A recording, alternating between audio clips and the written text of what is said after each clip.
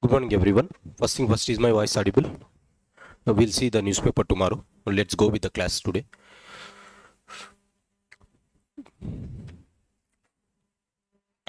So in my last class, we were discussing about the third generational problems of the banking sector in India.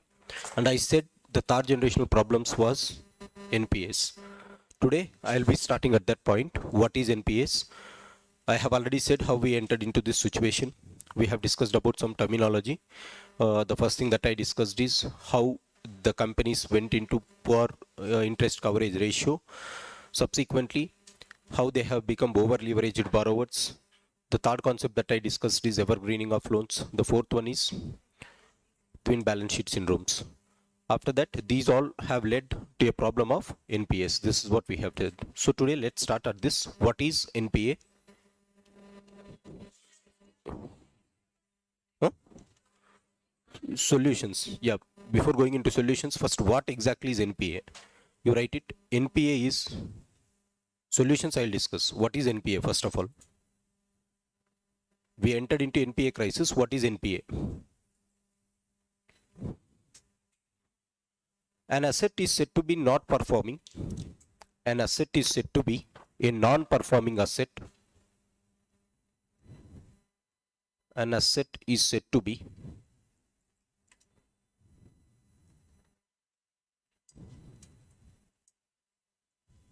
a non-performing asset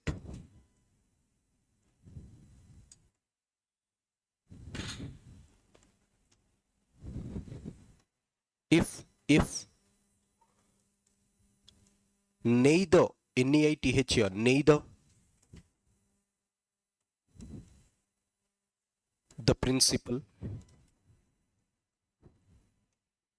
nor the interest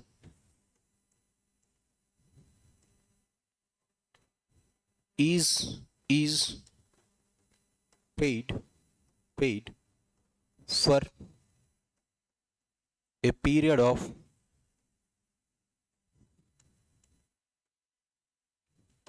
90 days. For a period of 90 days. Next line. For agricultural loans,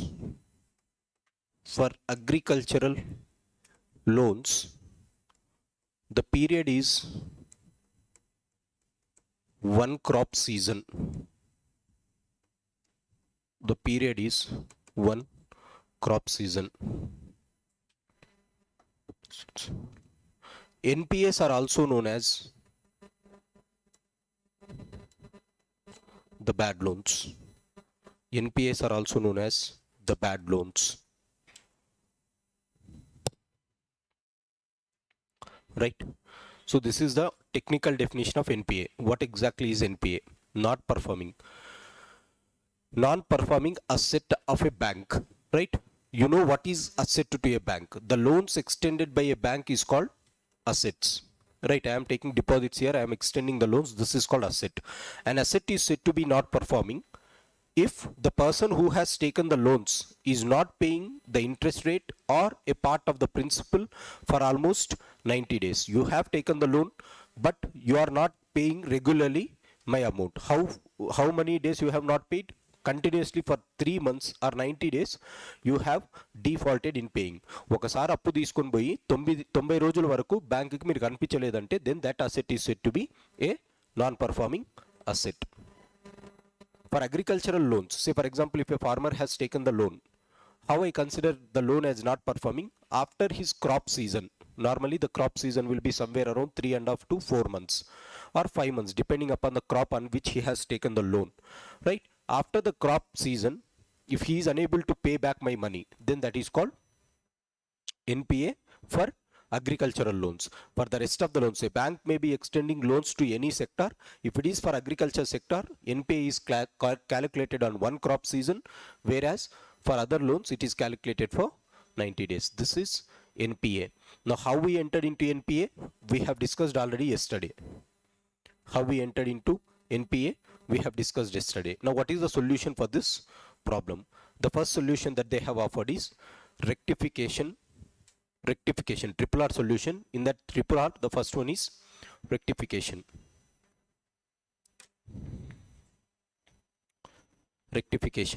Under this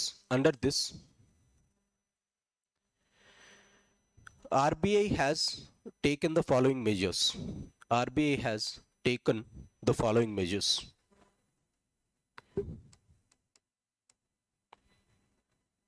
In that, the first one is reclassification or classification of assets. Classification of assets.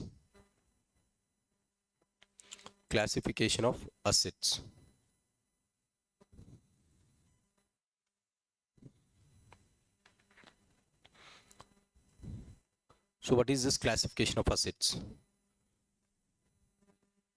RBI asked the banks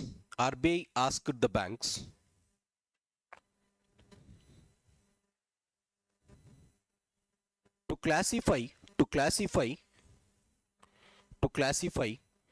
all their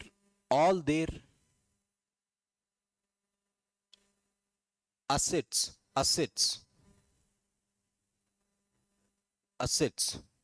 into various categories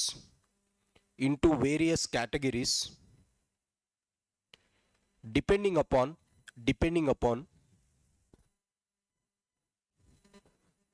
the time period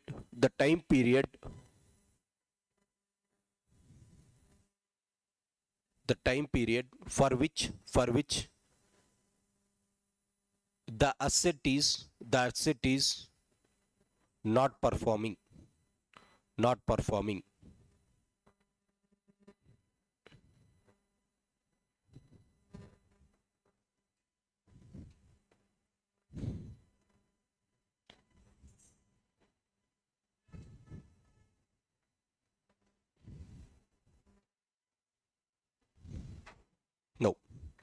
So what it said is, we have around 13 lakh crores of NPS. So first thing what I have to do is I have to recover all this. But before recovering, what RBI asked is, the first and immediate thing that the banks has to do is, whatever the loans that they are giving today, that is the decision was taken in 2014 and 15. So what RBI asked all the banks is, okay, let's don't bother about the loans that have turned out into NPA for a while. First look at the loans that you are giving today. ఈ రోజు నుంచి ఇచ్చే loans మీరు ఒకసారి చూడండి, and make sure that the loans that I am giving today is not going into NPA. The first duty is, the loans that I am giving today should not go into NPA. What about the loans that have already went into NPA? We'll look at that. RBI said first and foremost thing is, ee roju nunchi iche loans, make sure that they are not going to turn out into NPA. Now how the banks will make sure that the banks this is not going to turn out into NPA? For that, what they said is, we have said that if the loan, the person has taken a loan and he has not paid interest rate or principal for 90 days, then I classify them as NPA. Don't wait for 90 days. 90 రోజుల వరకు వేచి చూడకండి. Give a span of 30 days time period.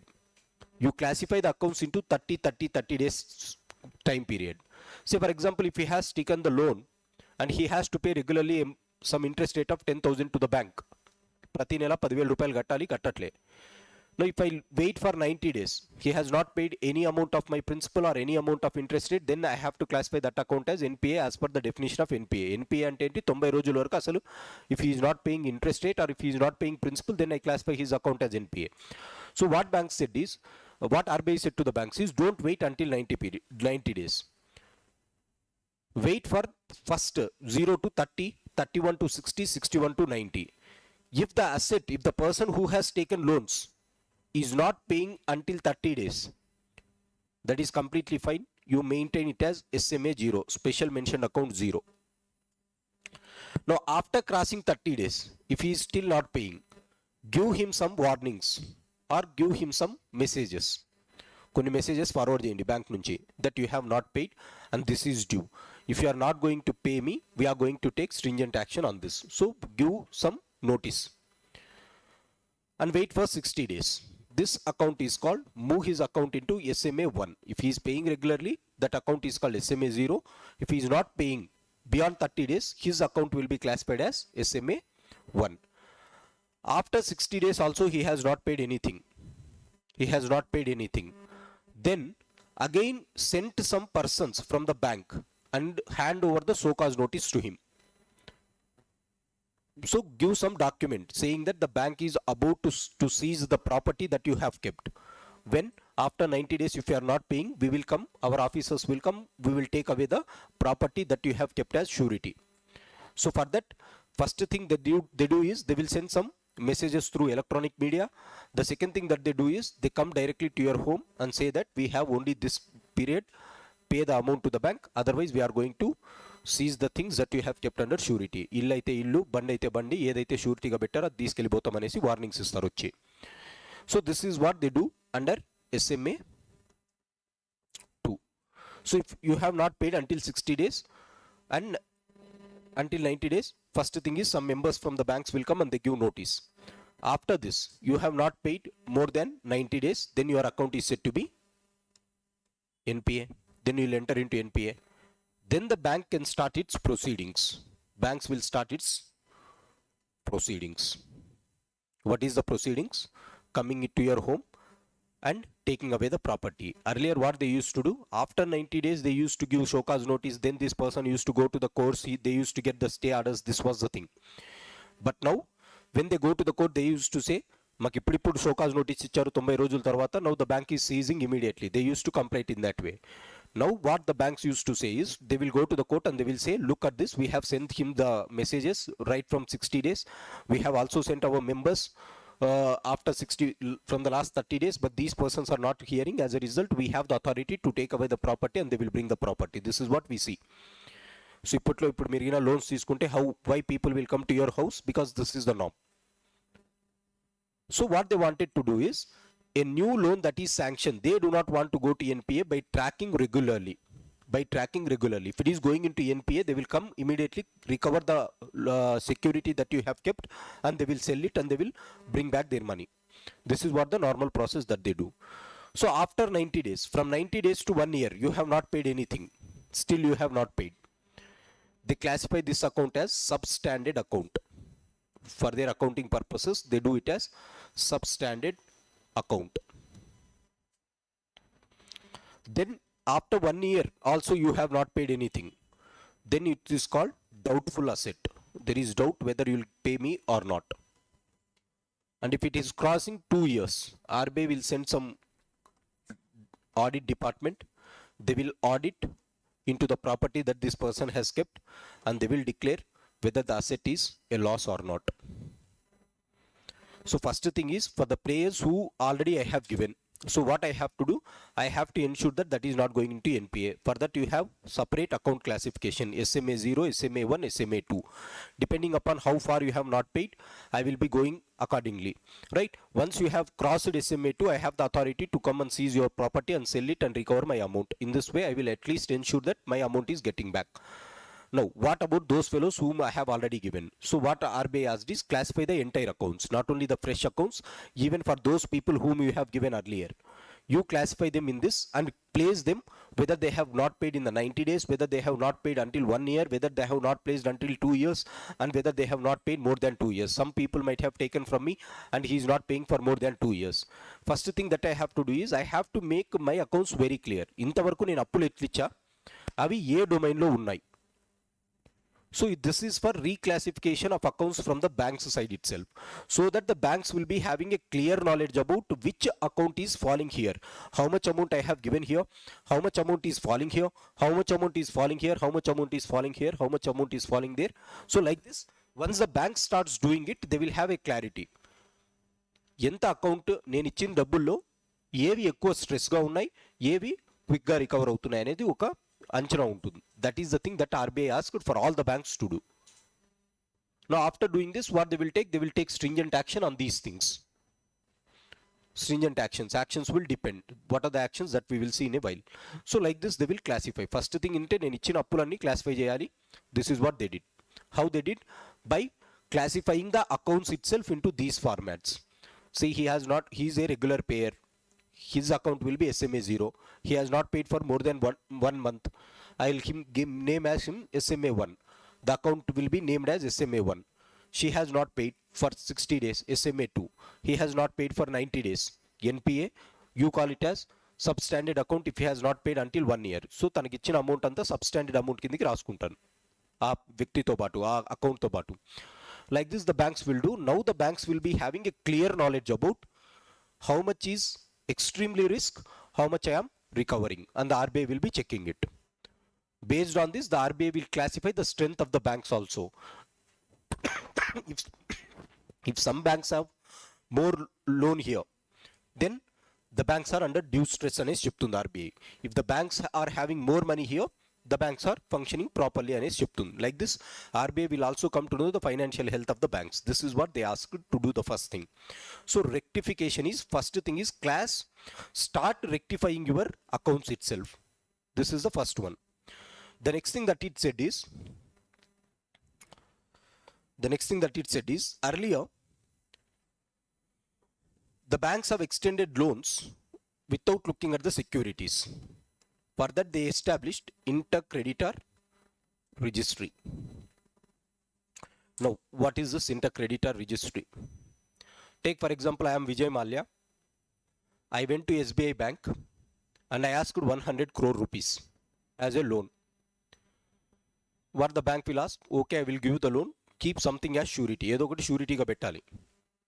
Now I will keep the document that I have Kingfisher Airlines, which is worth of 200 crores.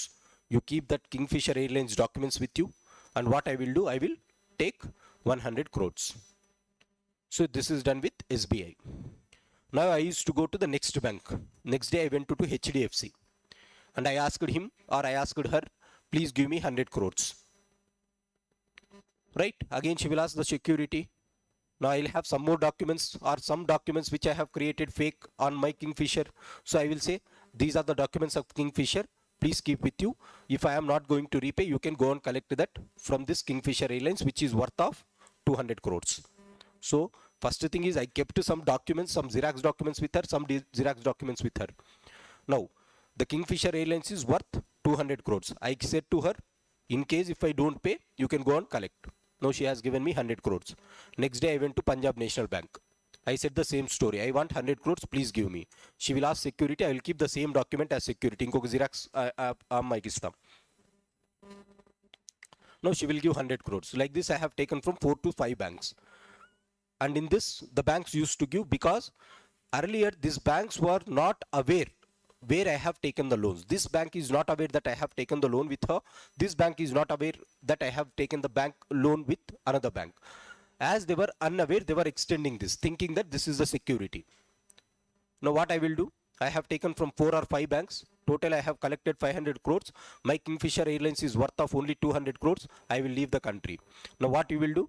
All these people will walk to the Kingfisher Airlines saying that this fellow has walked, this is my property. That is what you will come across.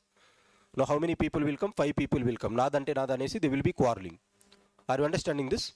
So this is the problem that the banks have faced before 2014. When the banks used to give money without checking the borrower's previous loans, they used to give. Now why they used to give? Because there is no common database for all the banks.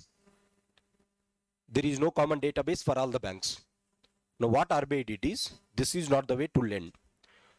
What the banks have to do is, whenever they are extending loans, they have to take eKYC documents along with the security documents, and they have to update it in a common registry. There will be a registry which is known as common database, and that has to be uploaded there. If SBI is giving me money, SBI will include my eKYC norms along with the so-called my documents in that database.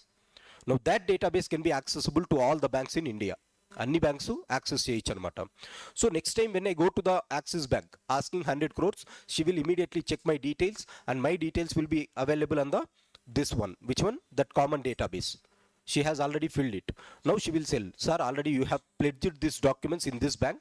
Please go and get no objection certificate from that bank. Then only I will give the loan. Otherwise, I am not eligible to get the loan from this. This common database which was created for all the banks to check the borrowing power of the person, or to check the previous borrowings of the person, is known as inter-creditor registry. Whenever you are crediting me some amount, you have to file my names in this registry. A registry which is common for everyone.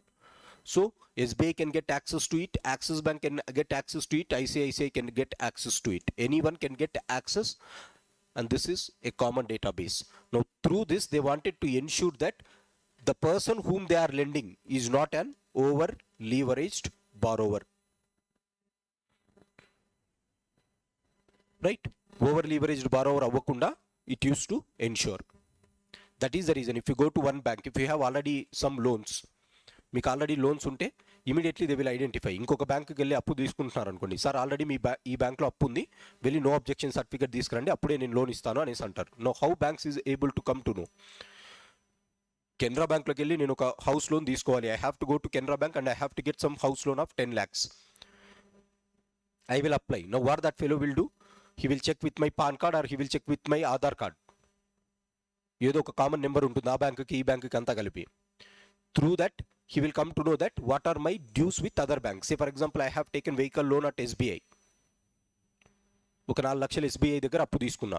Now I am asking 10 lakhs with Canara Bank. Canara Bank immediately will say, already you have loan in this bank. I cannot extend the loan unless and until you get the no objection certificate from that bank అంటాడు. అంటే అక్కడ clear అన్నా చేసుకోవాలి నేను, లేకపోతే no objection certificate తీసుకురావాలి ఆ బ్యాంకుని, then I have to give it to him.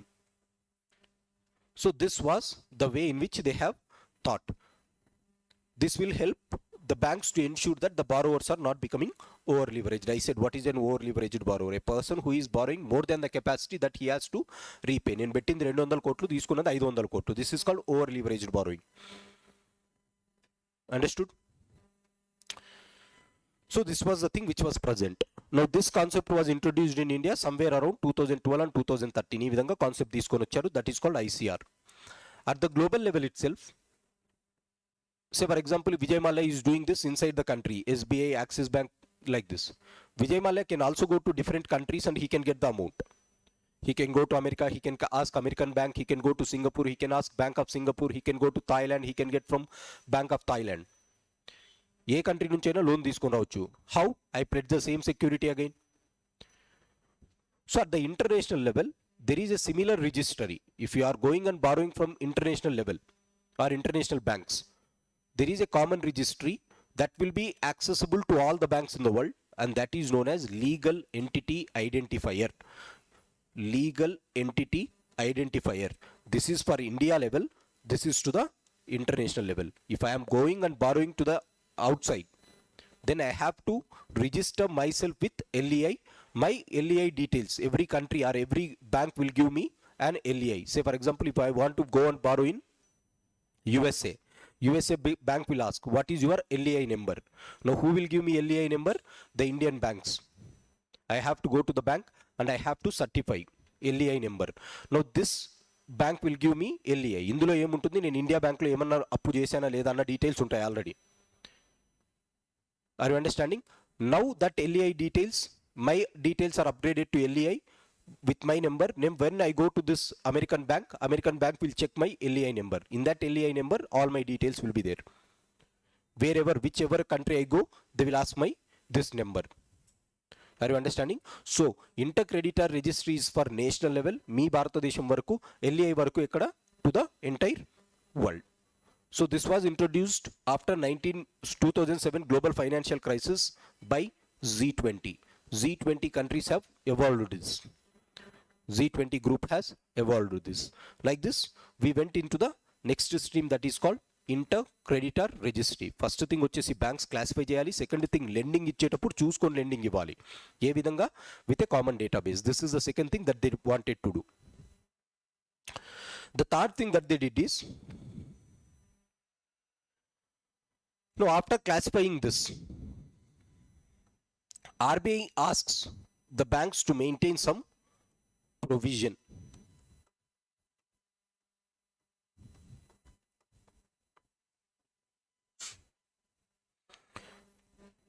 I have to maintain some provisions. Now what is this provision? Provisional amount is the amount that a bank is asked to keep aside. Provisional amount is the amount that a bank is asked to keep aside by the RBI in order to meet its rising NPS. In order to meet its rising NPS. Normally, whenever people are depositing the amount, what I will do, I will keep reserve ratios and the rest of the things I can lend. This is what the normal banks will do. Now, if the banks is having higher NPS, if more accounts are like this, what RBI asks is, RBI asks me to keep some more money aside of the total deposits. మీరు ఎంతైతే పెడుతున్నారో అందులో ఇంకొంచెం amount పక్కన పెట్టండి అంటారు. That extra amount that the banks are keeping aside. Why they are keeping aside? Because my NPS are rising. Whenever the NPS are rising, the bank will be under stress.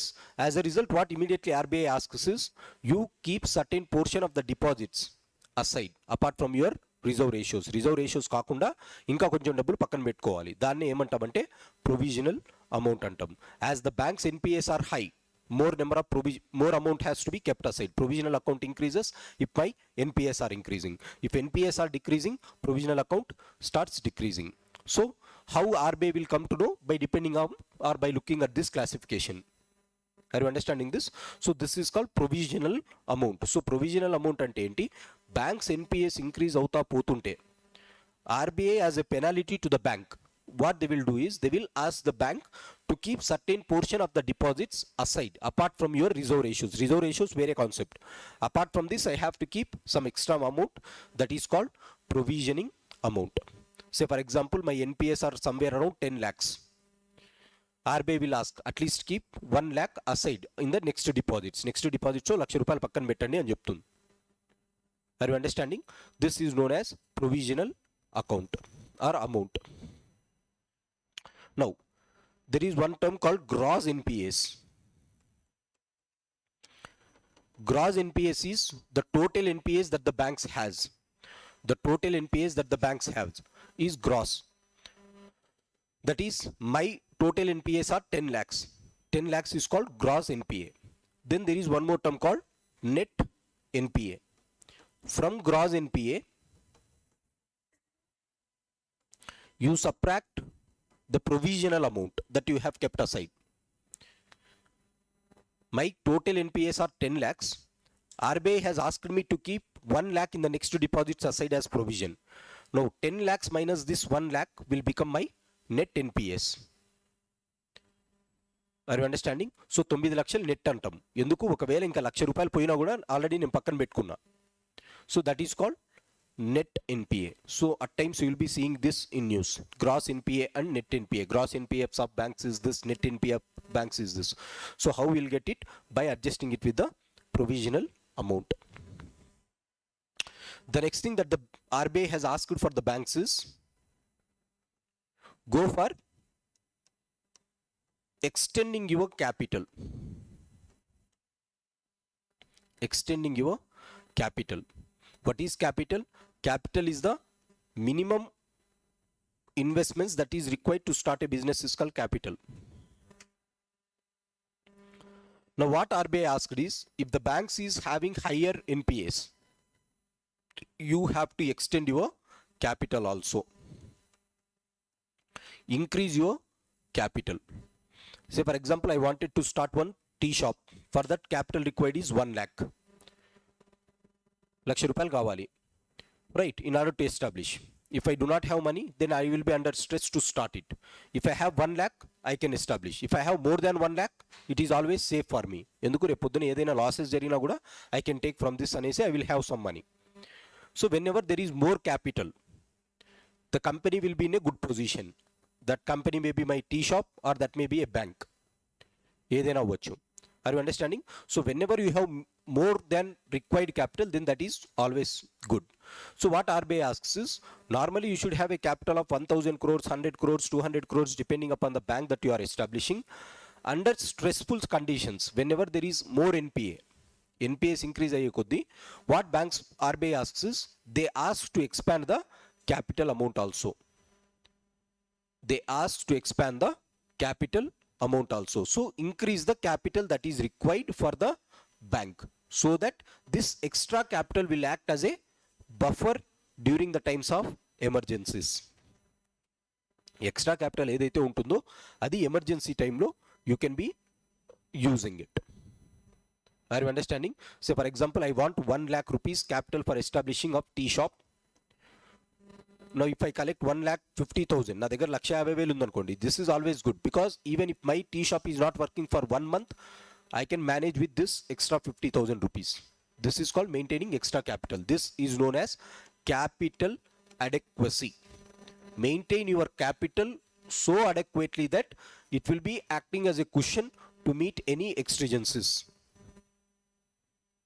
Capital adequacy అంటే adequate గా capital పెట్టుకోమని. Are you understanding this? This is called capital adequacy. Now RBI has said how much capital each bank has to keep. Each bank has to keep. Further, they have given a formula known as capital to risk weighted assets ratio, CRAR. Capital to risk weighted assets ratio.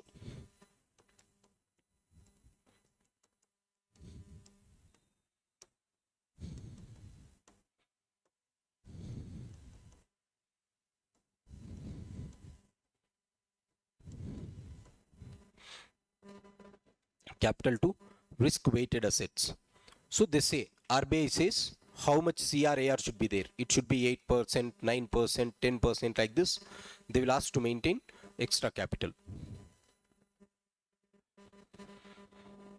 Now what is this capital to risk weighted assets? Capital to risk weighted assets ante enti? Your capital has to be enough to meet the risk of the assets. To meet the risk of the assets. Your capital has to be enough to meet the risk of the assets.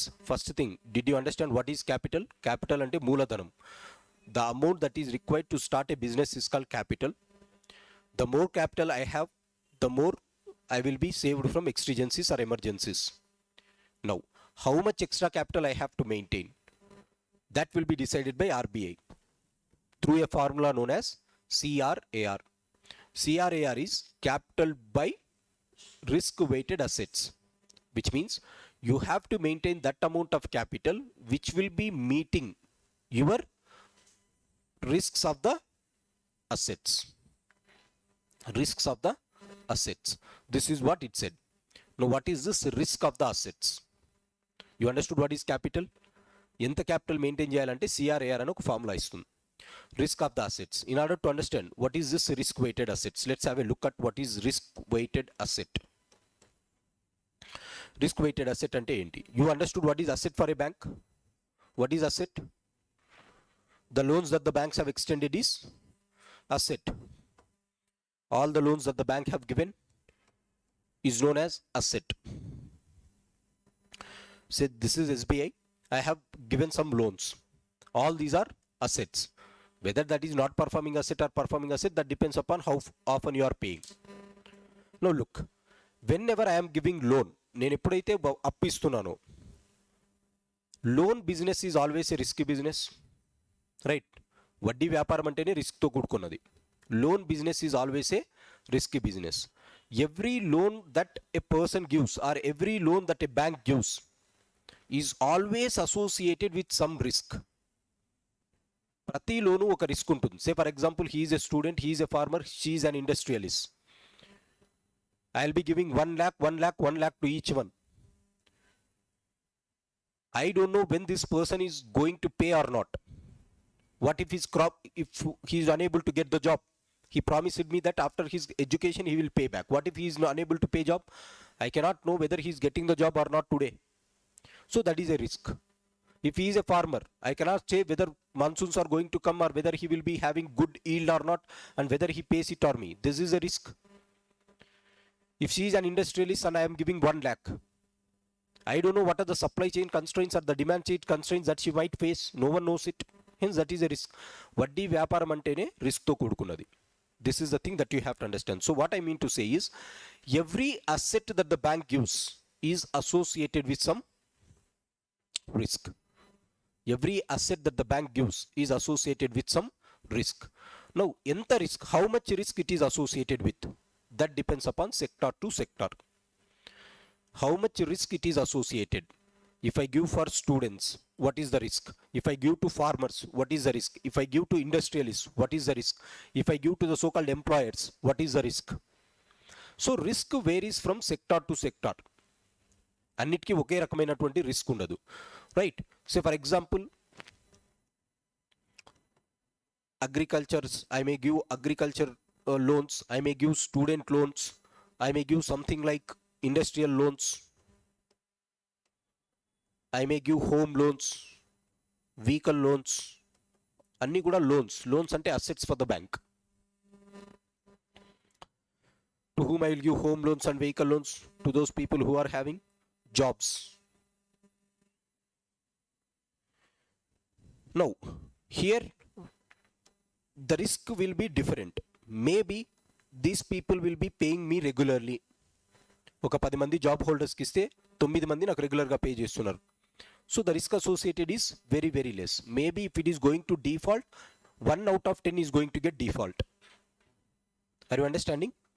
So not every asset is equally having the risk. Risk varies from sector to sector, segment to segment. ఇది అర్థమవుతుందా?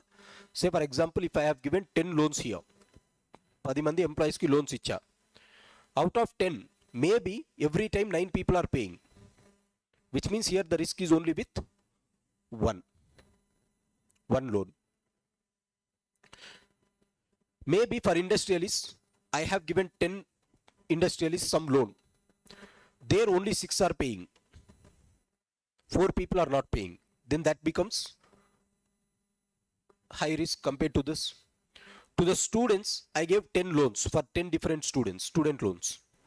In that, 8 people have paid after getting the jobs, or regularly they are paying the interest, which means 2 persons are not paying. To the farmers, maybe I have given 10 loans. 7 people have paid or 4 people have paid.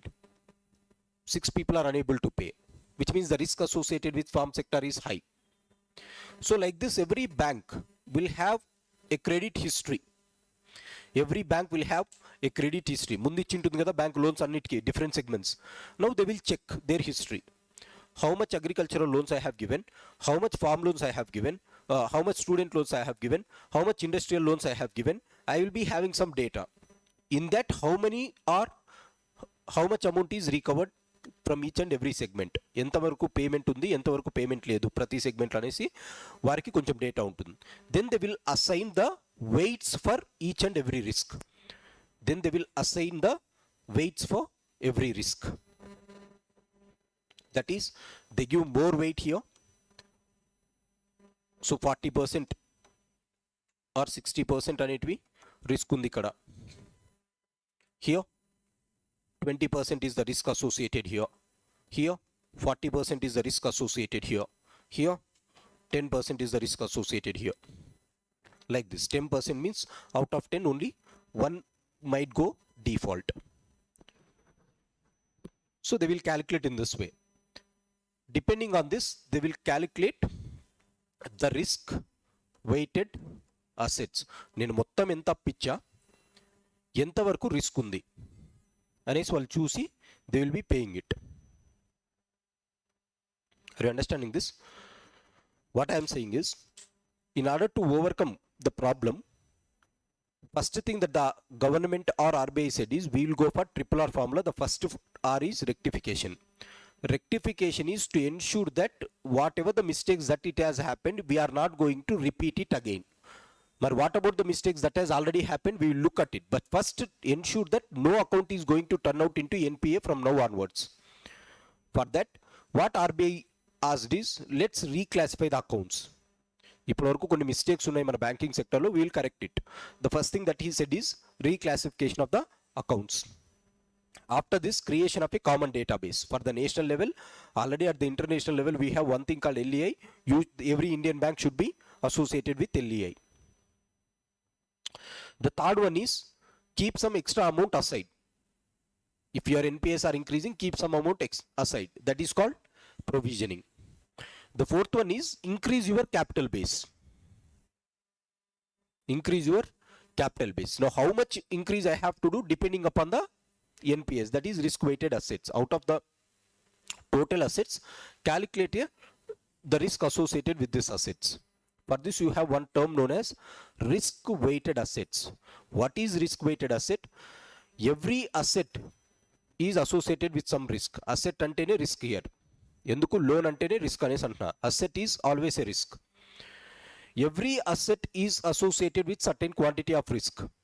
Now, how much risk the asset is holding, that depends upon the sector. That depends upon the sector.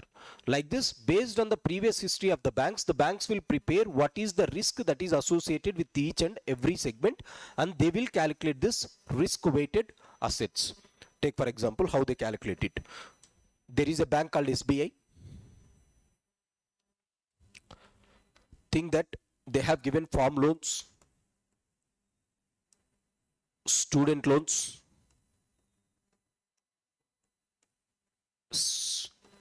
small, medium enterprises, industrial loans, big corporate loans, and take vehicle loans. Ila loans ichar. These are loans is nothing but assets of the bank. Think that the amount that they have extended under the for vehicles, they have given total loans 1 crore. కోటి రూపాయలు ఇచ్చారు different పీపుల్కి దేంట్లో vehicle లోన్లో. For farm loans think that they have given 5 crores. ఫార్మర్స్కి అంతా కలిపి ఒక 5 కోట్లు ఇచ్చింది ఈ bank. For student loans think that they have given 2 crores.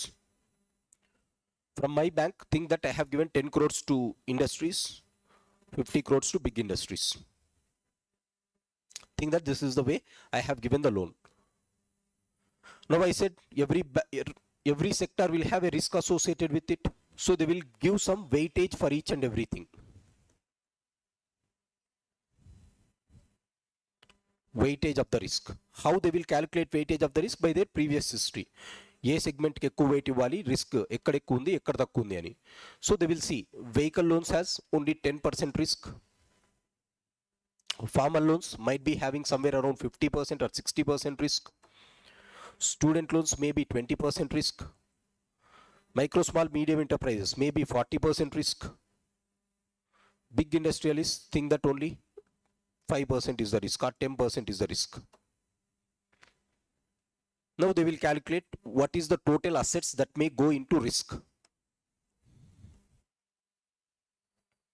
What is the total asset that may go into risk? అంటే నేను ₹1,00,00,000 వెహికల్ లోన్స్కి ఇస్తే 10% అందులో రిస్క్ ఉంది. Which means what will be the total amount that will be under risk? Risk వస్తే ఎంత రావచ్చు? 10% of 1 crore. అంటే నేను ఇచ్చిన ₹1,00,00,000లో మ్యాక్సిమం ఎంతవరకు రిస్క్ ఉంటుంది? 10 లక్షల వరకు రిస్క్ ఉంటుంది. అంటే 90 లక్షలు నాకు వచ్చేస్తుంది అనేసి banks will come to know. అర్థమవుతుందా? This is what they calculate. 10 lakhs is the risk associated. 5 crores, I have given 5 crores for farmers. అన్ని ఫార్మర్స్కి కలిపి ఒక 5 కోట్లు ఇచ్చాను. In that 60% is the risk, which means how much amount will be under threat? 3 crores. 2 crores I have given to students. 20% is the risk. How much? 40 lakhs is the risk. 10 crores, 40%, 4 crore risk. 10% of 50 crores, 5 crores. 5 crores is the risk. Like this, అంటే నేను 50 కోట్లు ఇస్తే 5 కోట్లు risk.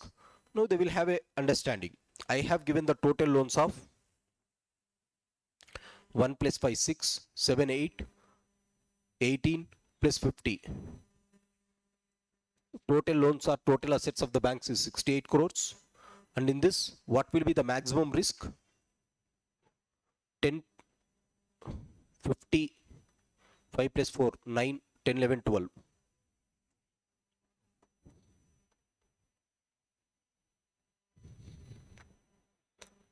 Are you understanding? So, out of the 68 crores of my assets, నేను ఇచ్చిన మొత్తం అప్పుల్లో maximum risk ఎంత ఉంది? 12.5 crores. This is known as the risk weighted assets.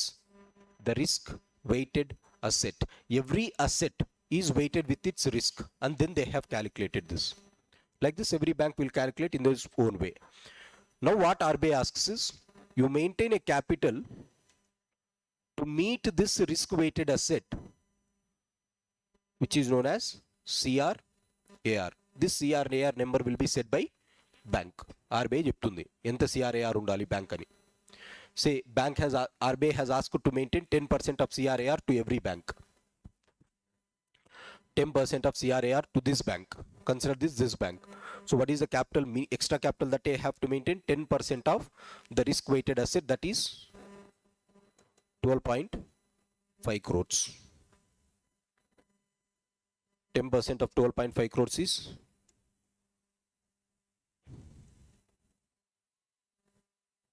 ఇంత ఎక్స్ట్రా అమౌంట్ ఉండాలి అనేసి చెప్తుంది. So they will B using these type of formulae. ఇటువంటి ఫార్ములే యూజ్ చేసి ఆల్రెడీ మీ దగ్గర క్యాపిటల్ ఉంది, ఈ క్యాపిటల్ కూడా ఎక్స్ట్రా పెట్టుకోండి in case of emergency. So over a period of time, if the bank is having higher NPS, they will ask higher CRAR. If the bank is having lower NPS, they will ask lower CRAR. Depending upon the bank's size, depending upon the bank's importance, they ask to maintain additional amount. నా దగ్గర already amount ఉంది, దానికి మించి కొంచెం extra పెట్టుకోండి అని చెప్తుంది. Are you understanding? This is for general normal purpose that I have given. By the year 2014, when RBI has calculated this with 8% of CRAR, the additional capital that was required for the banks, ఎంత కావాలి ఇక్కడ? 12.5 lakhs కావాలి నా ఎగ్జాంపుల్లో. But when they have calculated in రియాలిటీలో calculate చేసినప్పుడు all the banks in India required somewhere around 8 lakh crores, 8 లక్షల కోట్లు ఎక్స్ట్రా క్యాపిటల్ వచ్చేటువంటి రిస్క్ ఉంది అనేసి చెప్పిండ్రు. So all the banks in India required somewhere around 8 lakh crores of additional capital. 8 లక్షల కోట్ల ఎక్స్ట్రా క్యాపిటల్ ఉండాలి బ్యాంక్స్ దగ్గర అనేసి they have set the number. Now this 8 lakh crore capital the banks have to mobilize. All the banks in India has to mobilize. It was very difficult for the banks to mobilize this amount. నాకు ₹1,00,000 కావాలి juice shop పెట్టుకోవాలంటే from where I can get? I should get from my pocket, or I should ask my parents, I should ask my friends. This is what I said. No, the banks also required this amount. From where they have to ask? They have to keep from their money, from their pocket, or they have to ask the market. In market they have to borrow.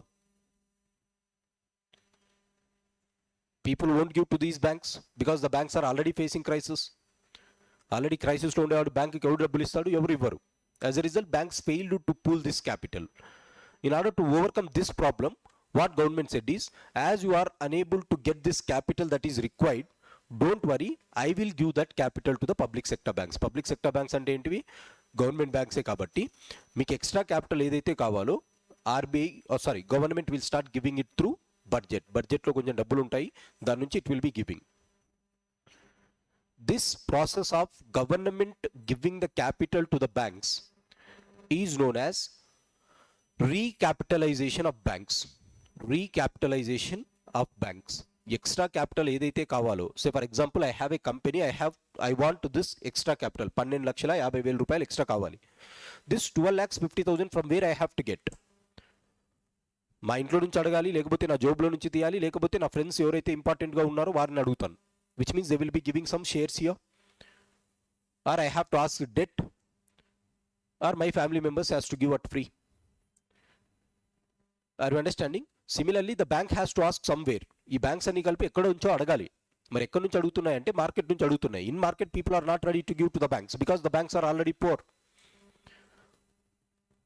As a result, what government said is, we will give you in the initial tranche 2.5 lakh crores, 2,50,000 కోట్లు ఇస్తాం మేము అని చెప్పారు.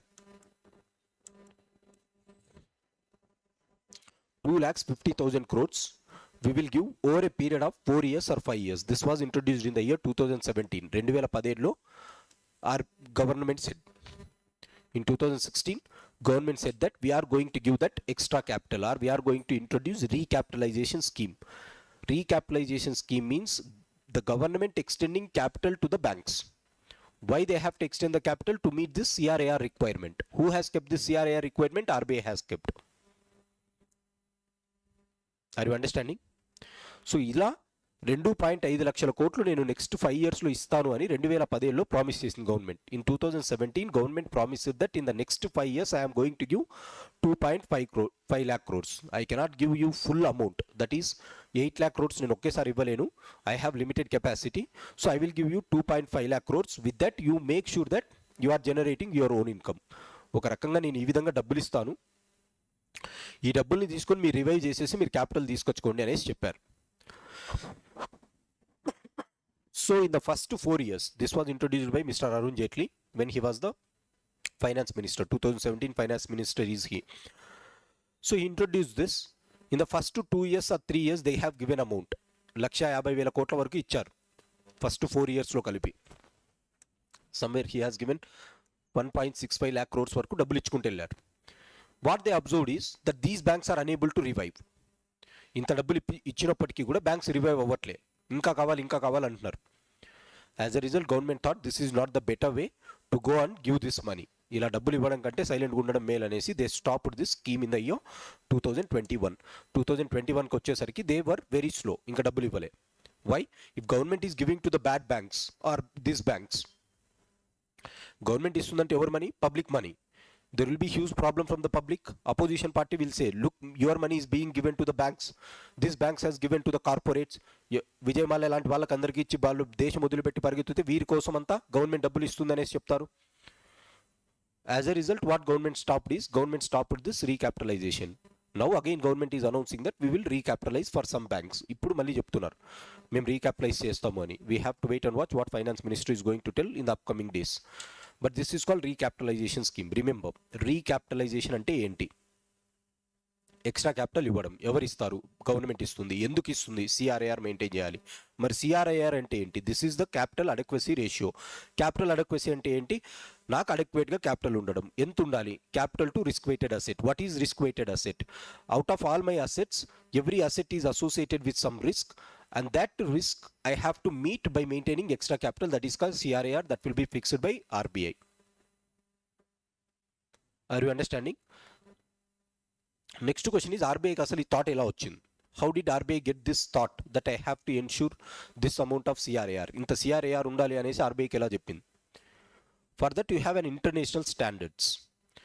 At the global level all the developed countries were following certain rules known as Basel rules for banking reforms. Basel rules for banking reforms. Basel is a place in Switzerland.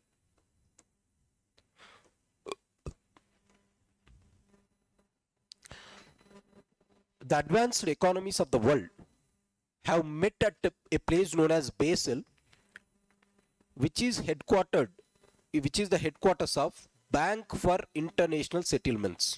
There is a bank at Basel known as Bank for International Settlement. In this bank, the major members are the advanced economies. మొత్తం advanced economies వరల్డ్లో ఏవైతే ఉన్నాయో వారంతా members అనమాట దీంట్లో. So there is a bank at Switzerland at a place known as Basel, known as Bank for International Settlements. Now in this Bank for International Settlements, the members are top economies, people from the so-called Central Bank of America, Central Bank of China, Central Bank of Russia. The major economies are present here. Now what this board decided is, for any country who wants to revive their banking sector, ఎవరైతే banking సెక్టార్ని revive చేయాలనుకుంటున్నారో అటువంటి దేశాలకి they have given some rules. That rules are known as Basel rules or Basel norms. దీన్నే Basel rules అంటాము, Basel norms అంటాం. These are the norms or the rules prescribed by Bank of International Settlement for all the countries who want to revive their banking sector in their domestic country. మీ దేశంలో banking రంగాన్ని మీరు develop చేసుకోవాలి అంటే ఈ standards follow అవ్వచ్చు అనేసి they have set some international standards. Now this is voluntary. మీరు ఖచ్చితంగా ఫాలో అవ్వాలా ఖచ్చితంగా ఫాలో అవ్వకూడదు అనేది మీ ఇష్టం. The central bank of your government will decide or your country will decide. So what they said is, there were three norms: Basel 1 norms, Basel 2 and Basel 3. Three times they have given this principles, and they said that all the banks in India, or the CRAR requirement has to be 11%. In the one they said it has to be somewhere around 8%. In the second norms they said it has to be 9%. As the banking industry started facing huge challenges, over a period of time they increased it to 11%. First 8% పెట్టండి CRAR అన్నారు. Then after few years they increased it to 8%. After few years they increased it to 12%. Like this they have set some norms. CRAR ఇంత పెట్టండి బాగుంటుంది అనేసి అందరికీ చెప్పారు. No RBI thought it is better to implement the ideas of these persons inside our country. RBI ఏమనుకుంది, పెద్ద పెద్ద వాళ్ళంతా మేధావులంతా చెప్పారు కనుక మనం కూడా భారతదేశంలో ఇటువంటిది ఫాలో అవుతే బాగుంటుంది అనేసి what RBI started doing is, RBI started applying the Basel norms to Indian banks. వారు ఏదైతే చెప్పారో ఇండియన్ బ్యాంక్స్ కూడా మేము అప్లై చేస్తున్నాం అనేసి they have introduced. As a result today CRAR is somewhere around 11% for the banks. మరి CRAR meet అవ్వడానికి extra capital కావాలి. ఎక్స్ట్రా క్యాపిటల్ ఎప్పుడు వస్తుంది మనకి? Bank should mobilise it. If the bank is unable to mobilise, somebody has to fund it. Who is funding? Government is funding. Now government stopped funding. So what they have to do? So CRAR 11%కి రావాలంటే I have to increase my capital or decrease my risk weighted assets. NPAs అన్న తగ్గించుకోవాలి, capital అన్న increase చేసుకోవాలి. అప్పుడే I can maintain this somewhere around 11%. What government started doing? Government started pumping the money, but it is not working because they are not focusing on, banks are not focusing on reducing this RWA. కనుక ఇటువంటి వ్యాపారం వద్దు అనేసి what they said, we will not fund here. What we will do is we will try to decrease the risk weighted assets. అంటే assets రిస్క్గా పోకుండా చూసుకోవాలి. అంటే ఏంటి? ఎన్పిఎస్గా పోకుండా చూసుకుంటే ఇది బెటర్ సొల్యూషన్ అవుతుంది కానీ డబ్బులు ఇవ్వడం కాదు అని. Are you understanding? So this is how they have went into this mode.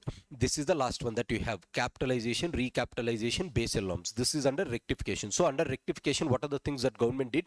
First thing is Classification of assets. Second one is intercreditor agreement or intercreditor registry. Similarly, you have at the global level one registry, legal entity identifier. Third one is provisioning amount. Fourth one is extra capital. How? Maintain CRAR. Next one is who is deciding the CRAR? RBI will decide. How? By Basel norms. So Basel norms are related to what? They are related to banking sector reforms in the world. Previous year question. Basel norms ante enti? Clear, guys? In environment also you'll study one Basel accord. Environment lo kuda same term e untundi.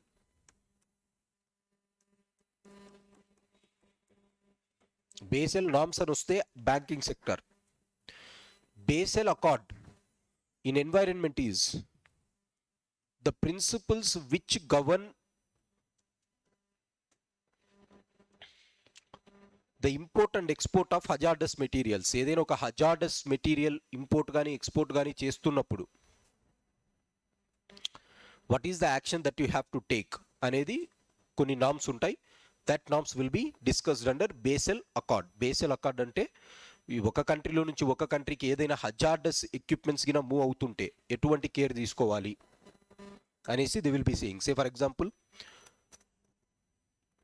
If you are importing some uranium from other country, uranium is a hazardous substance, what care you have to take, like this they will be saying some norms. So Basel accord is related to environment, Basel norms is related to banks, don't confuse that, right? రెండు కూడా previous year questions ఉన్నాయి. ఎన్విరాన్మెంట్లో అక్కడ అడిగారు, బ్యాంకులో ఇక్కడ అడిగారు. This is what you have under rectification. So రెక్టిఫికేషన్లో ఏం చేస్తుంది, ఫస్ట్ మనం ఏమైతే తప్పులు చేస్తున్నామో దాన్ని కరెక్ట్ చేసుకుందాము, మన బ్యాంకింగ్ వ్యవస్థను గట్టిగా చేసుకోవాలి. How you can increase it? By keeping provisional amount, by increasing the capital, and by ensuring that the assets are classified. So first thing is rectify our mistakes. Mistakes already పోయినాయి, first ఏం చేయాలి, rectify చేద్దాం. This is what they said. Are you understanding? This is what the first concept under rectification is. What you have written? Classification of assets. RBI asked the banks,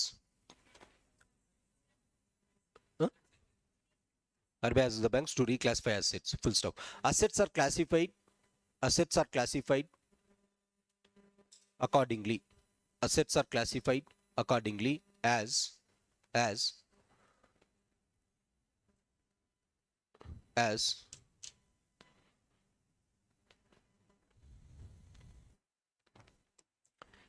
special mentioned account 0. Special mentioned account 0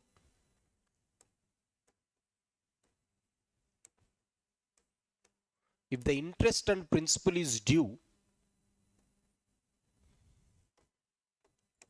if the interest and principal is due between 1 to 30 days, if the interest and principal is due between 1 to 30 days,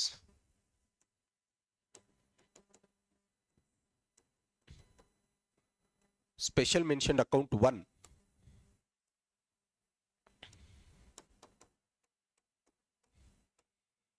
if interest and principal is due for 31 to 60 days,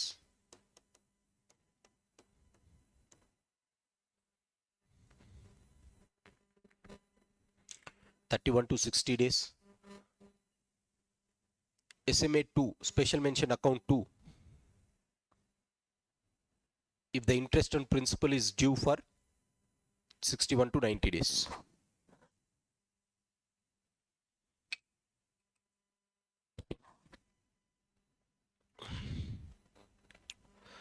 Next, if it is due for more than 90 days, what you call them as? That account turns out to be non-performing asset. Next point, if the principal and interest is due for more than 90 days,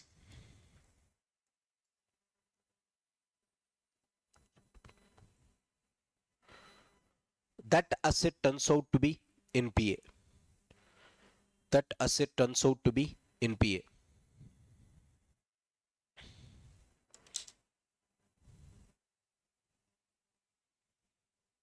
Next, When the asset remains as NPA for 1 year, when the asset turns out to be NPA for 1 year,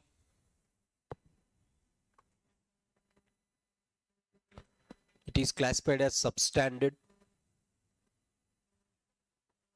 substandard asset. Next, when the asset is when the asset is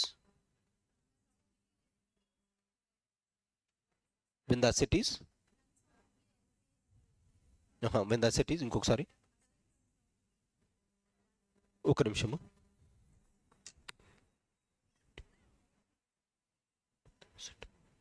When the asset turns out to be NPA for more than 1 year or up to 1 year, that is called substandard account. Next one, when the asset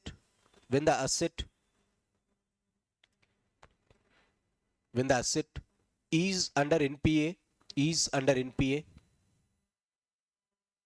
up to 2 years, it is called doubtful asset.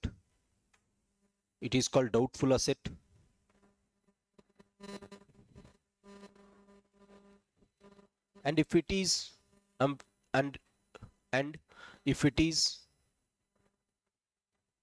an NPA for more than 2 years,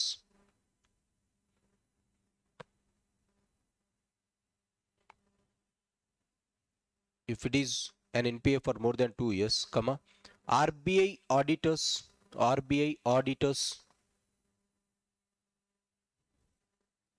check, check the value of the asset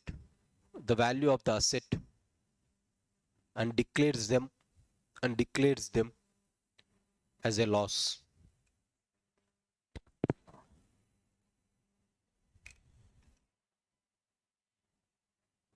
This is first one, reclassification of assets. Second one, intercreditor registry. Intercreditor registry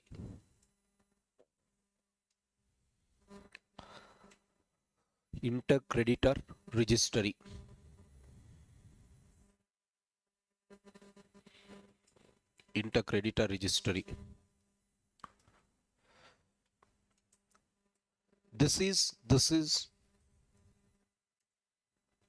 a common register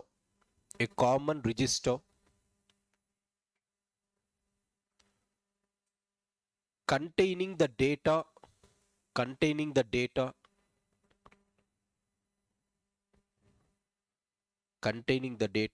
of all the borrowers from different Indian banks.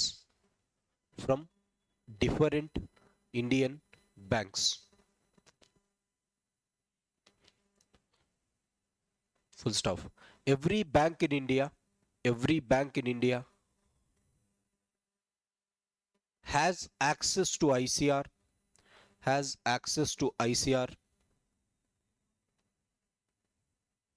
Full stop. This helps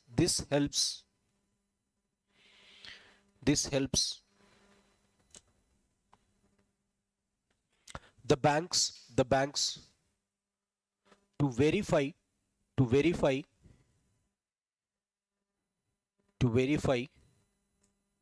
the outstanding debts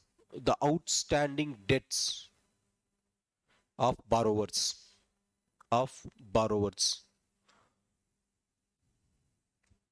Next line, at the international level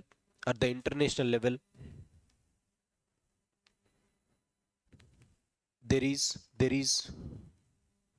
legal entity identifier.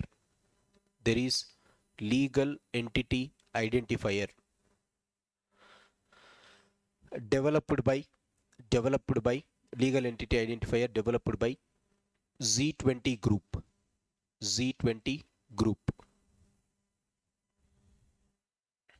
Third one, provisioning amount.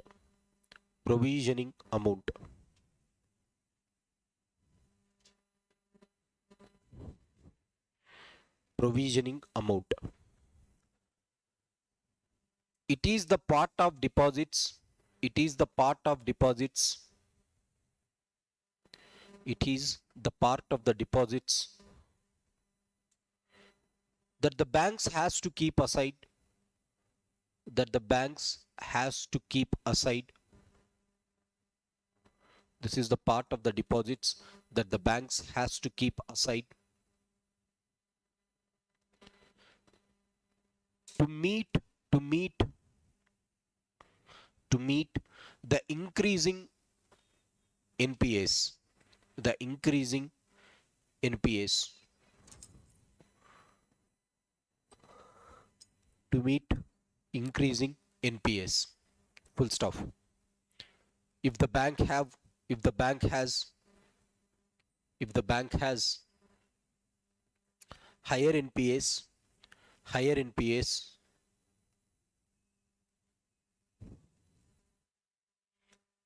if the bank has higher NPS, they have to set aside more provisioning amount. They have to set aside more provisioning amount.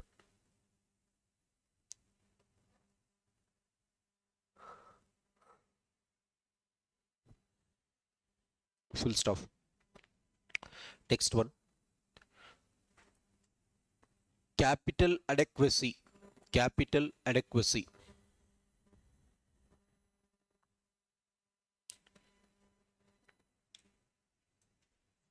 Capital adequacy. RBI asked the banks to maintain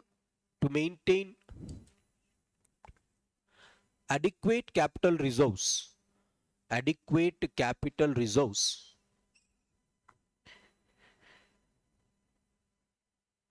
adequate capital reserves to meet NPS, to meet NPS. Full stop. Full stop. Capital adequacy, capital adequacy is determined through a ratio, is determined through a ratio known as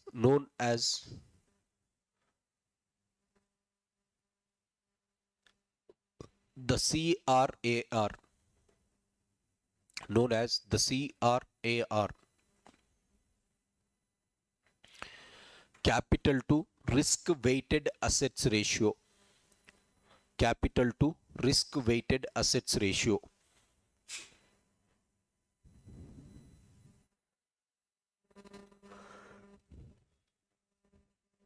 CRAR, capital to risk weighted assets ratio. CRAR is the portion of capital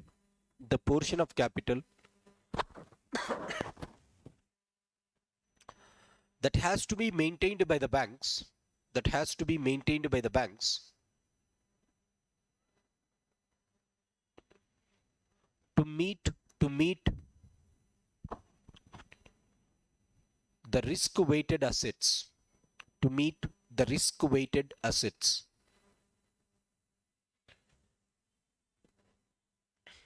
Risk weighted assets. When a bank has higher CRAR, when a bank has higher CRAR, then the bank is safe from SAFE, safe from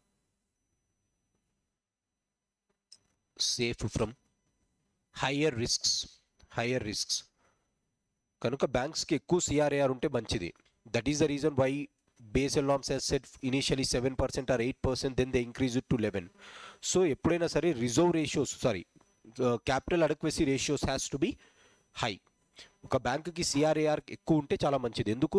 either it will have more capital or less risk weighted assets. అప్పుడే CRAR will be high.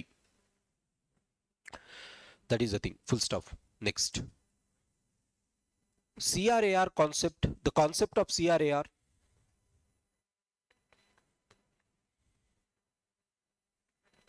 the concept of CRAR was developed by developed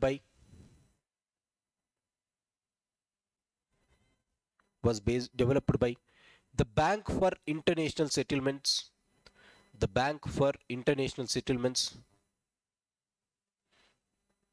headquartered in Switzerland, headquartered in Switzerland, headquartered in Switzerland, in brackets at Basel, Basel. Basel is the place in Switzerland, at Basel. Hence these norms are known as the Basel norms. The Basel norms.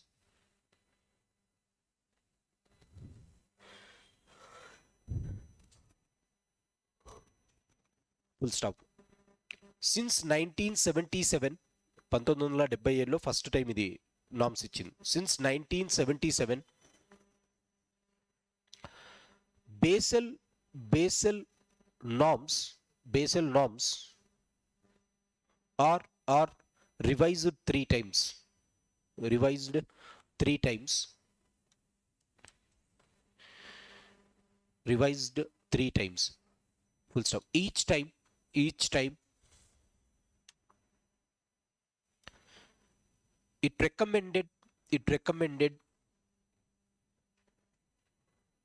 it recommended for higher CRAR, for higher CRAR. Full stop. This is called CRAR.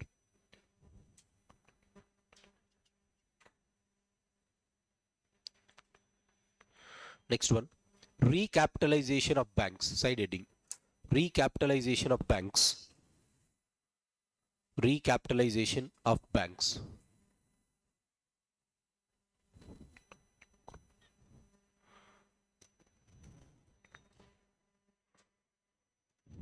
Recapitalization of banks. Recapitalization means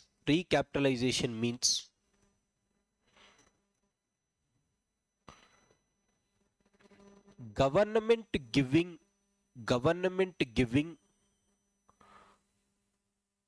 the capital for the banks,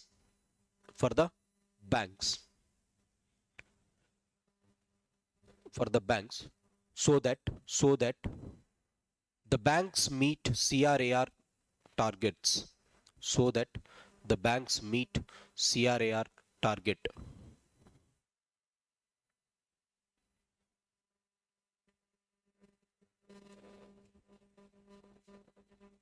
So that the banks meet CRAR target. Full stop.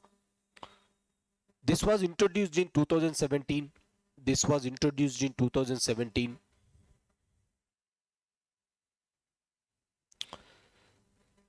In budget 2017. This was introduced in budget 2017 by Finance Minister Arun Jaitley.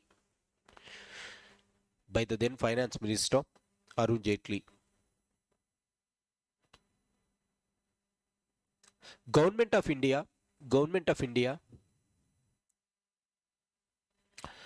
decided to fund the capital. Government of India decided to fund the capital for the banks through its budget.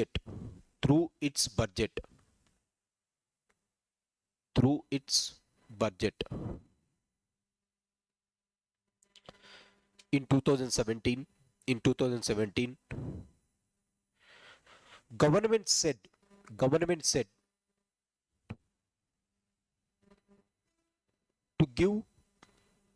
said to give 2.5 lakh crores over a period of 5 over a period of 4 years. They said in the 4 years. Full stop. However, as the banks were unable to come out of the crisis, come out of the crisis, government started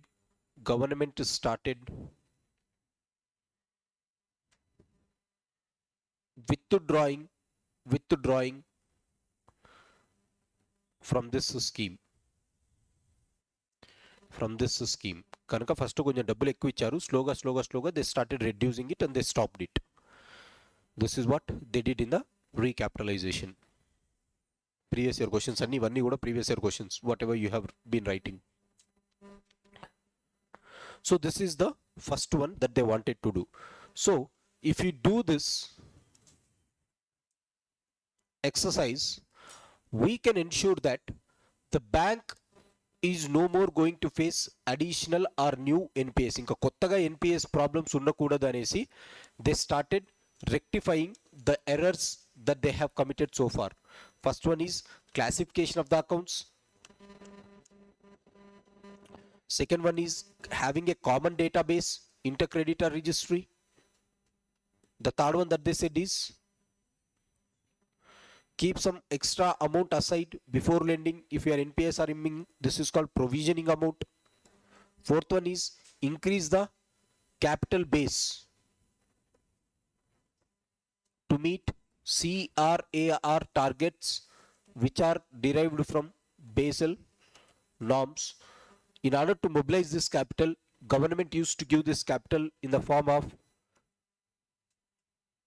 recapitalization. Like this, they wanted to make the banking sector very strong again by this process. Through this exercise, they wanted to make sure by 2016 government has unveiled this project. 2016 kalla unveil chesindi project. The new government has come in 2014. They took some 1 year or 1.5 year to understand the situation and then they slowly introduced the reforms. So ఏం చెప్పిందంటే ఇంక కొత్తగా ఎటువంటి account కూడా ఎన్పిఏలోకి వెళ్లకుండా చూసుకోవాల్సిన బాధ్యత ఎవరిది? This one. The last one that they said is administration has to be made strong. Administration has to be made strong. Right this. Administrative changes. It also said administrative changes.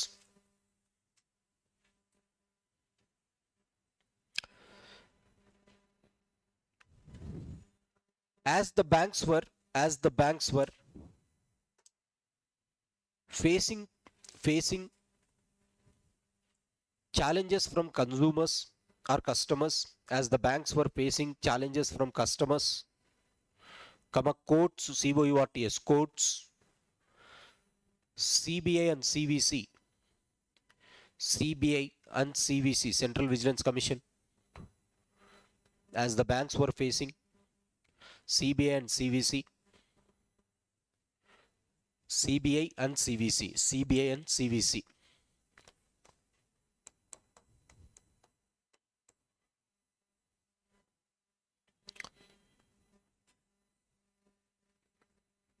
their THAR, their capacity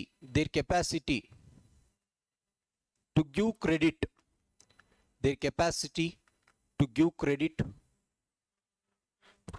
started decreasing.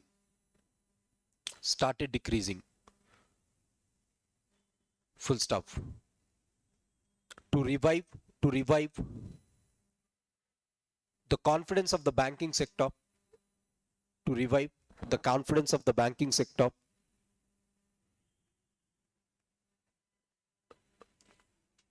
the government of India changed the administrative structure by establishing Banks Board Bureau. Banks Board Bureau. RBI has established this government has established this Banks Board Bureau. Full stop. This board determines this board determines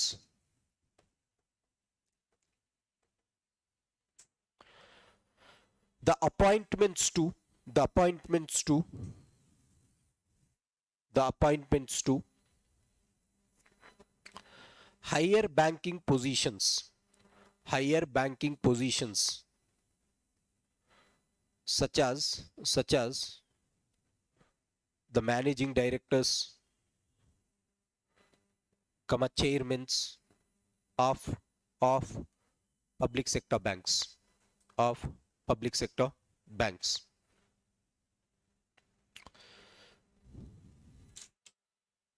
So Banks Board Bureau is an institution which is established in order to ensure that the appointments to the higher positions in the banking sector are done in a transparent manner.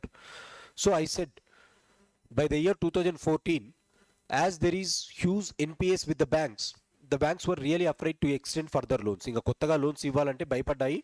At the same time, many people approached the courts, and courts are also giving us notices. How you have given them like this? So what government did is, let us do one thing. Let us overhaul the administrative change also. So far, whatever the directors are there in the banks, banks kaithe ekku NPS unnayo, they have removed the directors, and then they have established new directors. So how they have established? By establishing a board known as Banks Board Bureau. Now what they asked this Banks Board Bureau is, please look at all the public sector banks. భారతదేశంలో ఉండే public sector banks అన్ని చూడండి, because public sector banks were having highest NPS by that point of time. So it asked to establish all the public sector banks. For all the public sector banks, it asked to look at the management end. Management ఎలా జరుగుతుందో మీరు ఒకసారి చూడండి, whether this persons who have given the loans are efficient or not.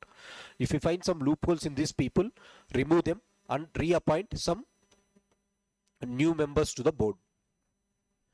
So Banks Board Bureau is created in the year 2016 in order to ensure that the appointments to the higher positions in the banking sector, which banking sector? Public banking sector, is done. Public sector బ్యాంక్స్లో higher పొజిషన్స్లో appointments కోసం establish చేసినటువంటి సంస్థ ఏంటి అంటే banks board bureau. Now this banks board bureau will check into the credentials of all the directors and managing directors of every public sector bank. If they find there is some loopholes in this management, they are going to remove them and they are going to replace with the new persons. So Banks Board Bureau has the duty of appointment of higher positions. Like this, they also has brought administrative changes to it. ఈ విధంగా administrative changes కూడా తీసుకొని వచ్చింది government. అర్థమవుతుందా? Through this they wanted to rectify the mistakes that they have committed. ఈ విధంగా first ఏం చేసింది? రెక్టిఫికేషన్ చేసింది. Now the banks are ensuring that a new loan that is given is not turning out to be NPA. ఈ విధంగా కొత్త loan ఇంకా ఎన్పిఏగా పోకుండా చూసుకుంటున్నారనమాట. Now the question is, what about the loans that went into NPA? ఇదంతా బాగానే ఉంది ఎప్పటి వరకు కొత్త లోన్కి. మరి already we have some backlog. How to clear it? For that you have the remaining 2 R's, restructuring and recovery. There are 3 R's, right? Rectification, restructuring and recovery. So the second one is restructuring.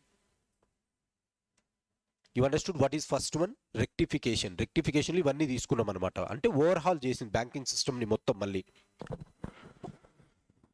In the restructuring, this is for the people who have already NPS. ఎవరైతే ఇంకా ఎన్పిఎస్లో ఉన్నారో వారి నుంచి ఎట్టు డబ్బులు తీసుకొని రావాలి.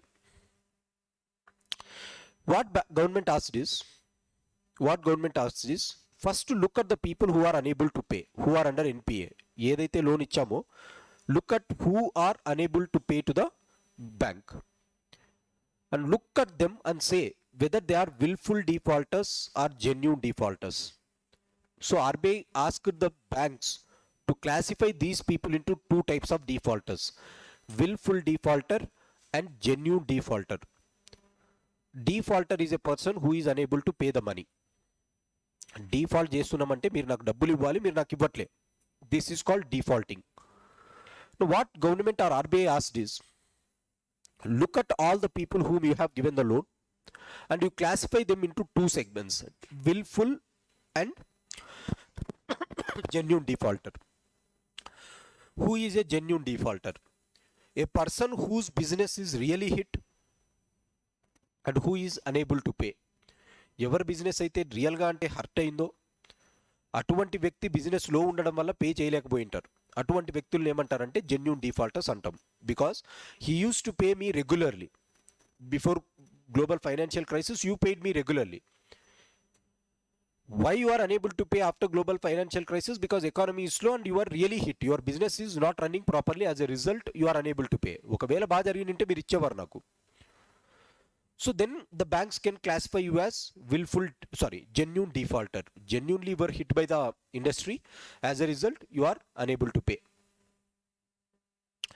On the other hand, there will be some people, Sarkar vari paatalo Kirti Suresh wala nana laga, right? They will be having money, but they will not be paying. These people are known as willful defaulters. You have the capacity to repay, but you are not repaying. డబ్బులు తీసుకొని అదేదో మీ ఆస్తి అన్నట్లు feel అవుతుంటారు డబ్బులు వెనక్కి ఇచ్చేయమంటే. These persons who have taken the loan and who is not paying back, these fellows are called willful defaulters. You resolved to be a defaulter by your will. Right, మీరు determine చేసుకున్నారు డబ్బులు నేను ఇవ్వను ఏమైనా చేసినా అనేసి. అటువంటి వాళ్ళని ఏమంటారంటే wilful defaulter. So what it asked is, look at the NPS that you have and classify this NPS into two. The first one is look at who is really hit by the industry, who is having the money but they are not paying you. For that, they asked them to classify as the willful defaulters and genuine defaulters. Now for genuine defaulters who is really hit by the industry or because of the slowdown, it gave an option, go for restructuring option. Go for restructuring option. Now what is restructuring?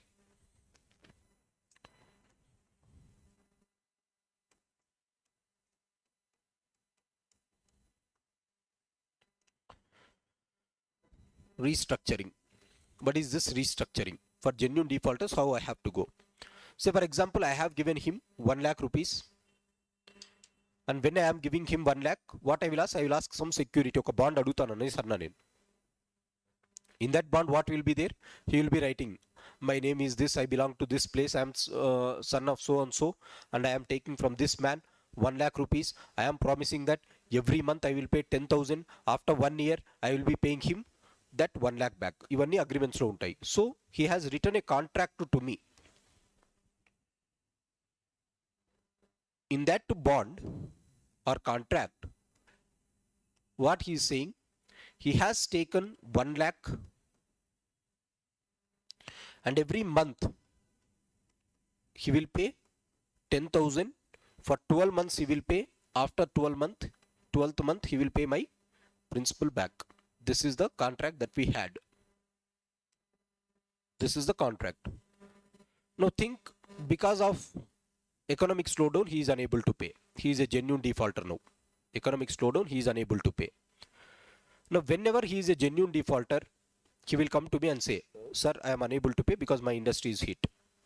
Now, what I say?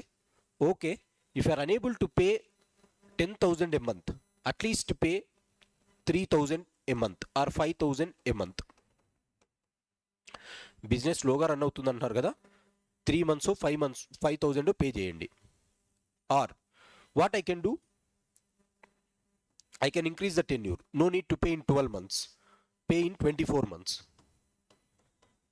Slowly you pay. No need to pay every month. 2 నెలలకు ఒకసారి వచ్చి పెట్టు. Are you understanding? So what I am doing is, in the earlier phase, I have said him to give 10,000 every month. Like this 12 months he has to give. అంటే నాకు ఎంత ఇస్తున్నాడు వడ్డీ ఇక్కడ మొత్తం? He is giving somewhere around 1,20,000. Now what I will do is, మీరు అంత వడ్డీ కట్టనక్కర్లేదండి, తక్కువ వడ్డీకే పే చేసేయండి. 10,000 కట్టనక్కర్లే, మీ ఇండస్ట్రీ తక్కువ లోలో ఉంది కాబట్టి you pay just 3,000 or 4,000. So I am changing the interest rate here. I asked 10,000, now I am asking only 3,000 or 4,000 considering his situation. Or what I am doing, interest rate will be same, I can increase the tenure. Are you understanding?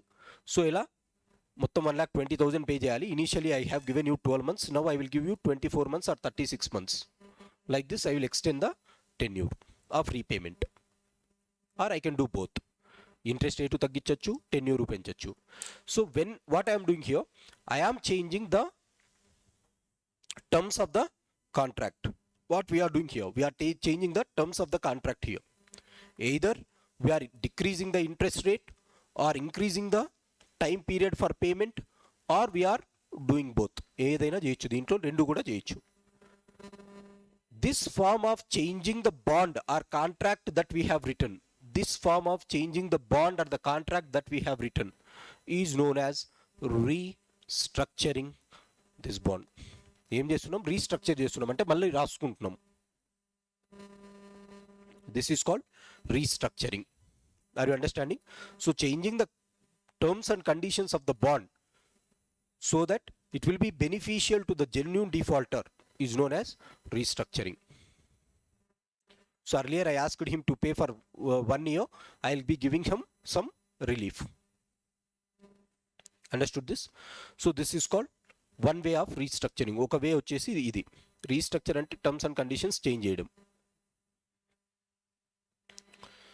So for infrastructure projects I have one restructuring model. For non-infrastructure projects I have another model. Infrastructure projects means Polavaram Dam, metro construction, these things which takes long time to repay, right? So whenever I have given loan, you said that I will complete Polavaram in 10 years, I will pay your amount back after 10 years. So long-term projects are called as infrastructure projects. Non-infrastructure projects are short-term projects. They are very short-term projects. Maybe constructing a street road, installing some street lights.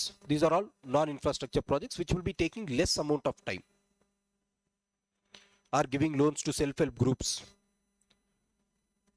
So these are non-infrastructure projects. So for infrastructure projects, they introduced one restructuring model known as 5/25 rule. For non-infrastructure projects, they went with CDR rule, corporate debt restructuring. So for infrastructure projects, they went for restructuring in the form of 5/25. That is what they said is, earlier you have to pay 10 years. No need to pay 10 years. You can pay until 25 years and the banks can vary your interest rate for every 5 years. ప్రతి 5 ఇయర్స్కి మీరు pay చేసే కెపాసిటీని బట్టి నేను interest rate తగ్గించవచ్చు అనేసి infrastructure projects ఇది ఇచ్చింది. So earlier I use to give to infrastructure projects wear the project use to complete after 10 years or 15 years and you used to give me my money. But now what I am doing, I am extending the time period of repayment and the banks will give some relief in the form of interest rate for every 5 years. ఇట్లా 25 ఏళ్ళు మీరు pay చేయండి, problem లేదు, ప్రతి 5 ఇయర్స్కి you will be reconsidering it అని. So at least now your NPS starts coming out to be out of this NPA. కనీసం ఇంత రిలీఫ్ ఇస్తే ఏదో కొంచెమన్నా పే చేస్తారు కదా. The moment you are getting some amount back, your asset is no more going to be a non performing asset. What is non performing asset? Neither your principal nor interest rate is paid. నేను ఈ reform చేయడం వల్ల this industry can come and they will be able to pay. సరే 10,000 పెట్టకపోతే ఒక 1,000 రూపాయలన్నా కడుతుంటారు కదా. So slowly I will make my money to recover in this way. So like this, for infrastructure projects, they have went with 5/25 rule. For non-infrastructure projects, you call it as CDR. What is CDR? The same principle. Changing the tenure, changing the interest rate, or both. For non-infrastructure projects is called CDR. Corporate debt restructuring antam. Debt restructuring ante, debt is written in this manner. I am restructuring it in this way. Clear? This is two ways of restructuring. రెండు వేస్ వచ్చింది. First one వచ్చి 5/25 rule for infra. The same thing for non infra is known as CDR rule. Next one is strategic debt restructuring and scheme for sustainable structuring of stressed assets. Strategic debt restructuring, look at the term strategic debt restructuring. Restructuring ante we are discussing about restructuring aspect itself, and scheme for sustainable structuring of stressed assets. Structuring, restructuring rendu kuda restructure lone maatladutunnam. Now what do you mean by this? What do you mean by this? Say for example, he has taken 1 lakh rupees from me and I have given 1 lakh as loan, appuga icha. and with that 1 lakh he has bought some equipments, కొంచెం equipment కొనుక్కున్నాడు. Say for example he wanted to establish one tea shop here and he has bought some equipment worth of infrastructure anta oka worth of 60 or 70,000 infrastructure is there. I have given him loan. Who is the owner of this company? Who will be the owner? Will I be the owner or will he be the owner? He will be the owner, because what I have given is loan. This is debt I have given. For debt we do not have ownership right. If I have given him some share, నేను కూడా నీతో పాటు ఉంటాను అనేసి 1 లక్ష రూపాయలు అప్పు బదులు equity పెట్టాను అనుకోండి, then I will become the owner of that. So normally I have given him 1 lakh. Think that I have given 1 lakh as loan and he has bought some equipment and he is running his business. Now in the loan market, what he has to do? He has to regularly pay me the interest rate, and what he has to do? He has to give my principal back. This is what I said. What is the difference between debt market and equity market? I already explained. Oka share ki loan ki difference enti? In the loan, you have to pay regularly the interest rate and you have to pay the principal back. Whereas in the shares, the shareholders will share the burden of profits or losses in proportion to their investments అని చెప్పా. Loss వచ్చిన profits వచ్చిన మీ investment base ప్రకారం you will be sharing it. So there is a concept of sinking or swimming together in this market, right?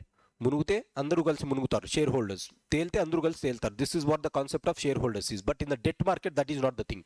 You have to pay regularly. మీ business ఎంత జరిగింది జరగలేదు అనేసి. I have given him 1 lakh and he promised me to give 10,000 every month. Now after 1 month, after establishing his company, tea shop, there is lockdown for 1 month. Okay, 1 month lockdown undo, 2 months lockdown undo undఅనుకుందాం. Now he is unable to pay me. I will go after the first month, I will ask him the amount. Please pay my amount. Now what he will say? Sir, I do not have the amount. Last month anta lockdown lo undi. I cannot generate it. ఏం generate చేయలేదు, నా దగ్గర infrastructure ఉంది అంతే. I do not have amount అంటాడు. Second month I will go, again he will tell the same thing. Third month I will go, again he will sell the same thing. Now I will get a doubt whether this guy is paying me or not. నాకు pay చేసే capacity ఉందా లేదా ఈయన దగ్గర doubt వస్తుంది. Know what I will ask him, సరే నా దగ్గర ఎట్లా అప్పు తీసుకున్నావు కదా, do one thing. What ever the loan that you have taken from me, you convert it in to my shares. You convert it into shares. I have given you loan, convert it into share or equity. Now what does this mean? I have given you 1 lakh and you are the full owner of this. Mere owner dinki. You will be having the right to sell your infrastructure and to pay back. నాకు ఓనర్షిప్తో ఎటువంటి సంబంధం లేదు loan ఇచ్చినంత వరకు. What I will have the right to ask only regular interest rate and my principal back after the time. But now what I will ask him is, as he is unable to pay for 6 months or 7 months, I will go to him, as you are unable to pay, do one thing. Whatever the property that you have, ఆ గ్లాసులు చెంబులు ఏవైతే ఉంటాయో అవన్నీ నా పేరుతో రాయండి. In one scenario, say for example, if you are unable to pay me, I will have the right to take that property and go and sell it, because I am the owner now. This is called changing the ownership, transferring the debts into shares. So if your business is going low, if I get a doubt, ఏం మాట్లాడతాను, సరే మీరు ఏదైతే property కొనుక్కున్నారో 1,00,000 రూపాయలు ఇచ్చి అది నా పేరుతో రాయండి. We will change our agreement in such a way that I will become the owner now and I will have the right to determine on this property. మీరు ఏదైతే ప్రాపర్టీ కొన్నారో ఆ ప్రాపర్టీ పైన నాకు హక్కు ఉంటుంది. రేపొద్దున మీ ప్రాపర్టీతో ఉంటే ఏమవుతుంది, నాకు డబ్బులు ఇవ్వకుండా మీరు అమ్మేసుకొని ఎక్కడికైనా వెళ్ళిపోతే నాకు ప్రాబ్లం వస్తుంది, right?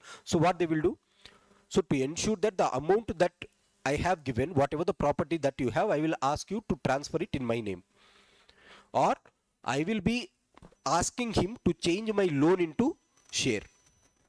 So as a shareholder, I will become the owner. If he is unable to pay, let him not pay. At least I will have the property that he has bought. అంతే కదా, 1,00,000 రూపాయలు పెట్టి ఆయన owner ఉండడం కంటే నేను owner అవుతా ఇప్పుడు. Because for 6 months or 7 months he has not paid me anything. As a result, I will ask him to transfer the shares. అంటే ఏంటి, I have given the loan and I am become the owner. Loan ఇచ్చినప్పుడు ownership rights లేవు. I do not have ownership rights here, but I am asking him to transfer that ownership rights to me. What I am doing here, I am restructuring the loan that I have given into equities or shares.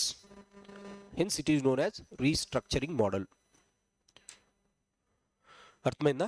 Restructuring అంటే టెన్యూర్ని loan I can change this itself, it సైడే change చేయొచ్చు, or I can convert this into this.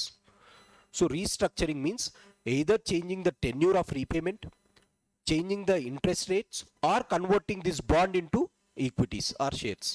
Now if I change this from bonds to shares, what I will become? I will become the owner. Like this, what banks ask is, banks ask those companies who are unable to pay to convert their loans into shares so that they will become the owners of that company. The moment I become the owner, I can decide how the company has to run. So ఇది ఒక restructuring process చెప్పిందనమాట. These two are known as SDRs and S4A. Strategic debt restructuring అన్న, scheme for sustainable structuring of stressed assets అన్న, both are same. What is the minor difference? The minor difference occurs here.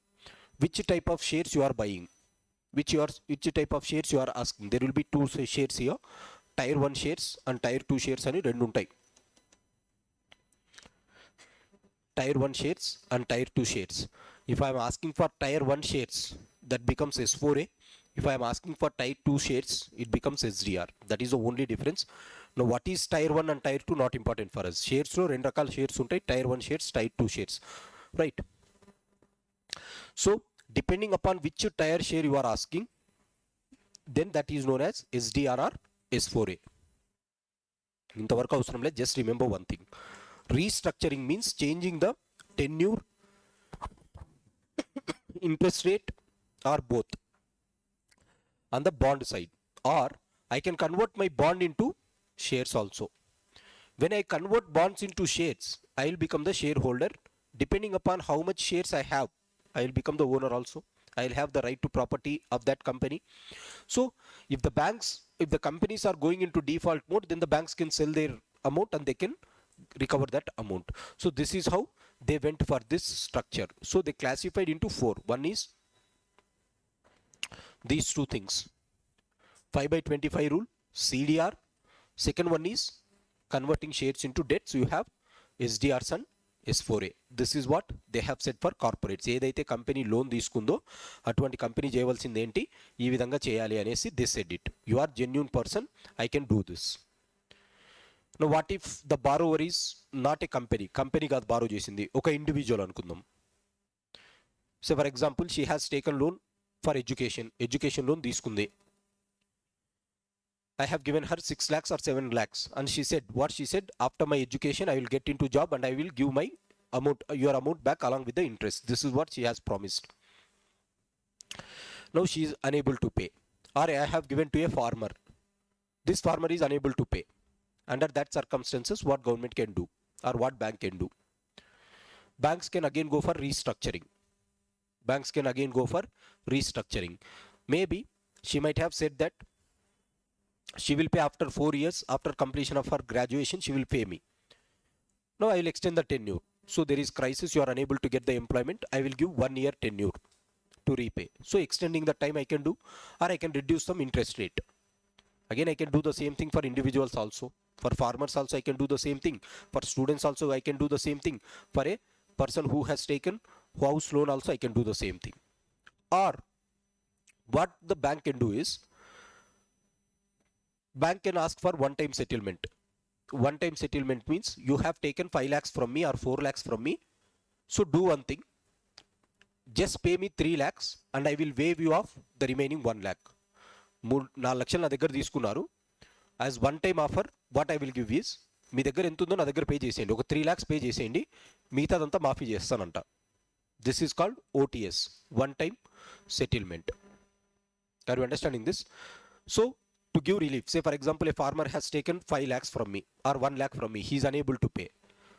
What the bank can ask, you are unable to pay, you used to pay me regularly but you are unable to pay because of your condition, so do one thing, let us settle this with 60,000, 60,000 pay చేయండి, మిగతాదంతా నీకు మాఫీ చేస్తానని చెప్తా. This is called OTS scheme. Are you understanding this? OTS means one-time settlement. The bank will settle with the individual customers with some amount. If you pay lump sum some amount, a part of your entire loan, I will make you free from the debt at all. Interest rate ఉండదు, ఇంకా తర్వాత కట్టాల్సింది debt ఉండదు. The amount that is foregone by the bank, the amount that is foregone by the bank in this OTS scheme is known as haircut. The amount that is foregone by the bank in this OTS is haircut. I have given him 1 lakh. He promised me to pay 10,000, but he is unable to pay. So what I said, okay, after 1 year you have to pay 1 lakh 10,000, but you are unable to pay. Settle with it with 50,000 or 60,000. 60,000 pay చేయి మొత్తం settle చేస్తానంట. This is called OTS. One time, if you are paying, I will give settlement. So 60,000 he has paid. The remaining amount is whatever the loss that I have to face. మిగతాదంతా నాకు లాసే. ₹1,00,000 నేను ఇచ్చాను. He is unable to pay me, but he is paying just 60,000. I am facing 40,000 loss. This is called haircut. Saloon షాప్కి వెళ్తే hair cut చేసుకుంటే కింద పడిపోయినదంతా వాడిదే, మంది కాదు. ఇంకా తర్వాత ఇది హెయిర్ అంతా మనకు ఉన్నప్పుడు this will become us, right? But if you are going to the so call saloon shop, whatever he cuts, that is a loss. Whatever it is remaining, this is called one time settlement. One time he cuts, this will be settled for us. This is called OTS, one time settlement. This is this, that is loss for us. Are you understanding? మరి OTS full ఇచ్చేసి ఏమవుతుంది, board గుండ్ అవుతుంది. Which means నేను గిన ఇది ప్రకటించకపోతే I will have NPS. NPA is not having any heir. Rather than that ఏదో ఒకటి పెట్టుకుందామంటే that is called one time settlement. If I don't collect him 60% ఇవ్వకపోతే ఏమవుతుంది, దట్ విల్ గో ఐడియలీ. ఇంకెప్పుడు పే చేస్తావో తెలీదు. So rather than that they will come to this. Say for example these things are very common. Say for example if the breadwinner of a family has taken loan. ఒక ఫ్యామిలీలో ఒకటే bread winner ఉన్నారు, ఆయన loan తీసుకున్నాడు ఒక 10 లక్షలు ఎంతో, and he was paying regularly, but suddenly he passed away. అనుకోకుండా ఒక సంఘటన వల్ల he passed away. Now the burden shifts to his family, right? Family వాళ్ళు పే చేయాలి. ఇప్పుడు ఫ్యామిలీ వాళ్ళు ఏమంటారు, చూడండి మేమందరం పిల్లలమే, ఇంకా మా నాన్న ఉన్నప్పుడు పే చేసేవారు, ఆయన చనిపోయారు, కనుక మాకు ఏదో ఒక రిలీఫ్ ఇవ్వండి అనేసి అడుగుతారు. So what bank will do, bank will give this type of settlements in that cases. So don't worry, by considering your case as genuine, what I will do, I will give OTS. సరే మీ father 10 lakhs తీసుకున్నారు, ఇంత pay చేశారు ఆయన ఆల్రెడీ, so just pay with little amount and I will give you this waiver, ఇంకా మీరు pay చేయనక్కర్లేదు అనేసి. So under some conditions this is also available. This is called OTS. The thing that is lost in this is known as hair cut.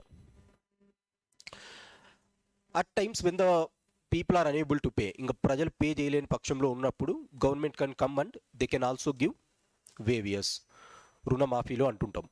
For example, farming sector has taken for continuously for 3 years there were no rains. As a result, entire farming sector was under crisis. Then government will come and say to the banks, you don't collect them, you waive off the loan. Well, తీసుకున్న అప్పులంతా కూడా waive off చేయండి. Now, when I waive off the loan that you have taken, government will pay me. Government మీ తరపు నుంచి government pay చేస్తుంది మాకు. This is called loan waiver. So in this I will be completely waiving off the amount that you have taken on behalf of you. Government will come and pay me. This is called loan waiver. This is another scheme that is available. However, this is announced by the government.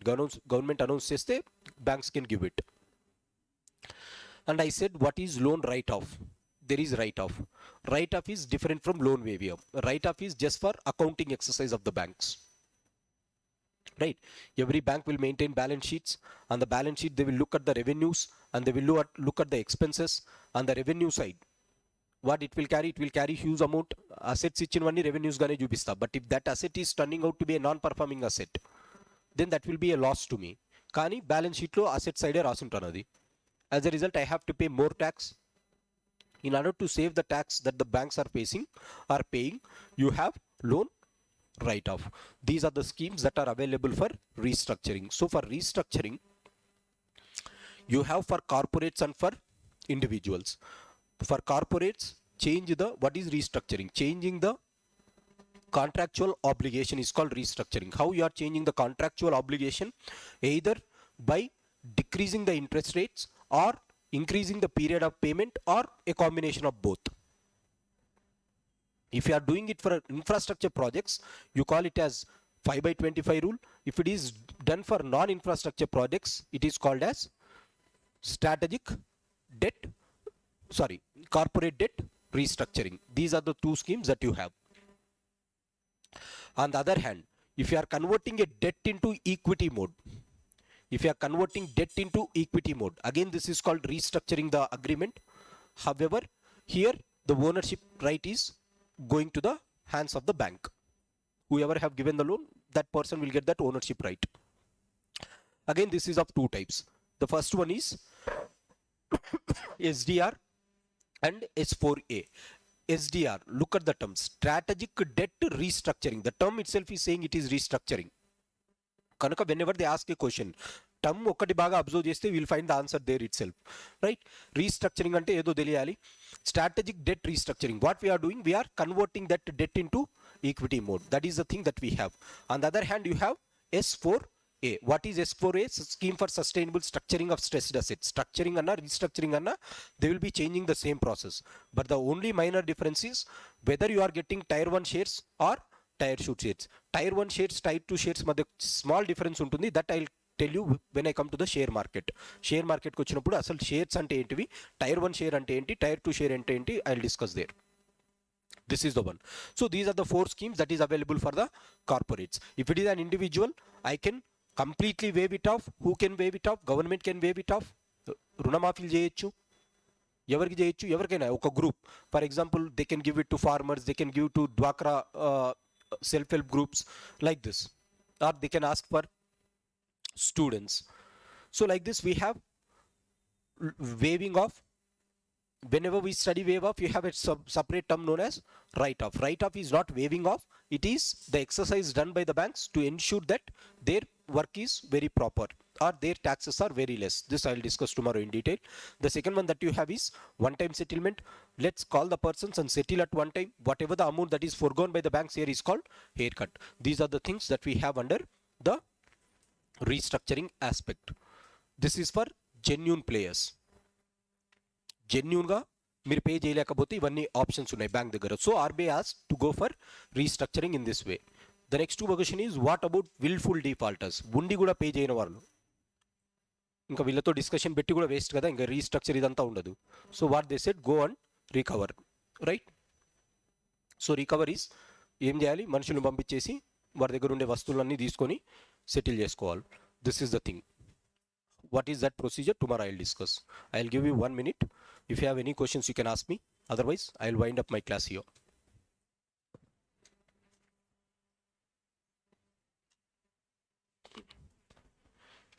Tomorrow I'll complete this topic.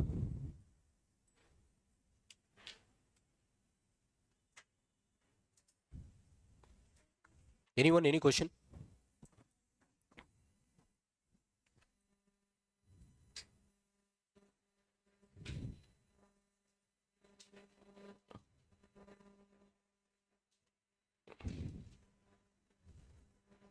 Right. Thanks for joining. Have a nice day.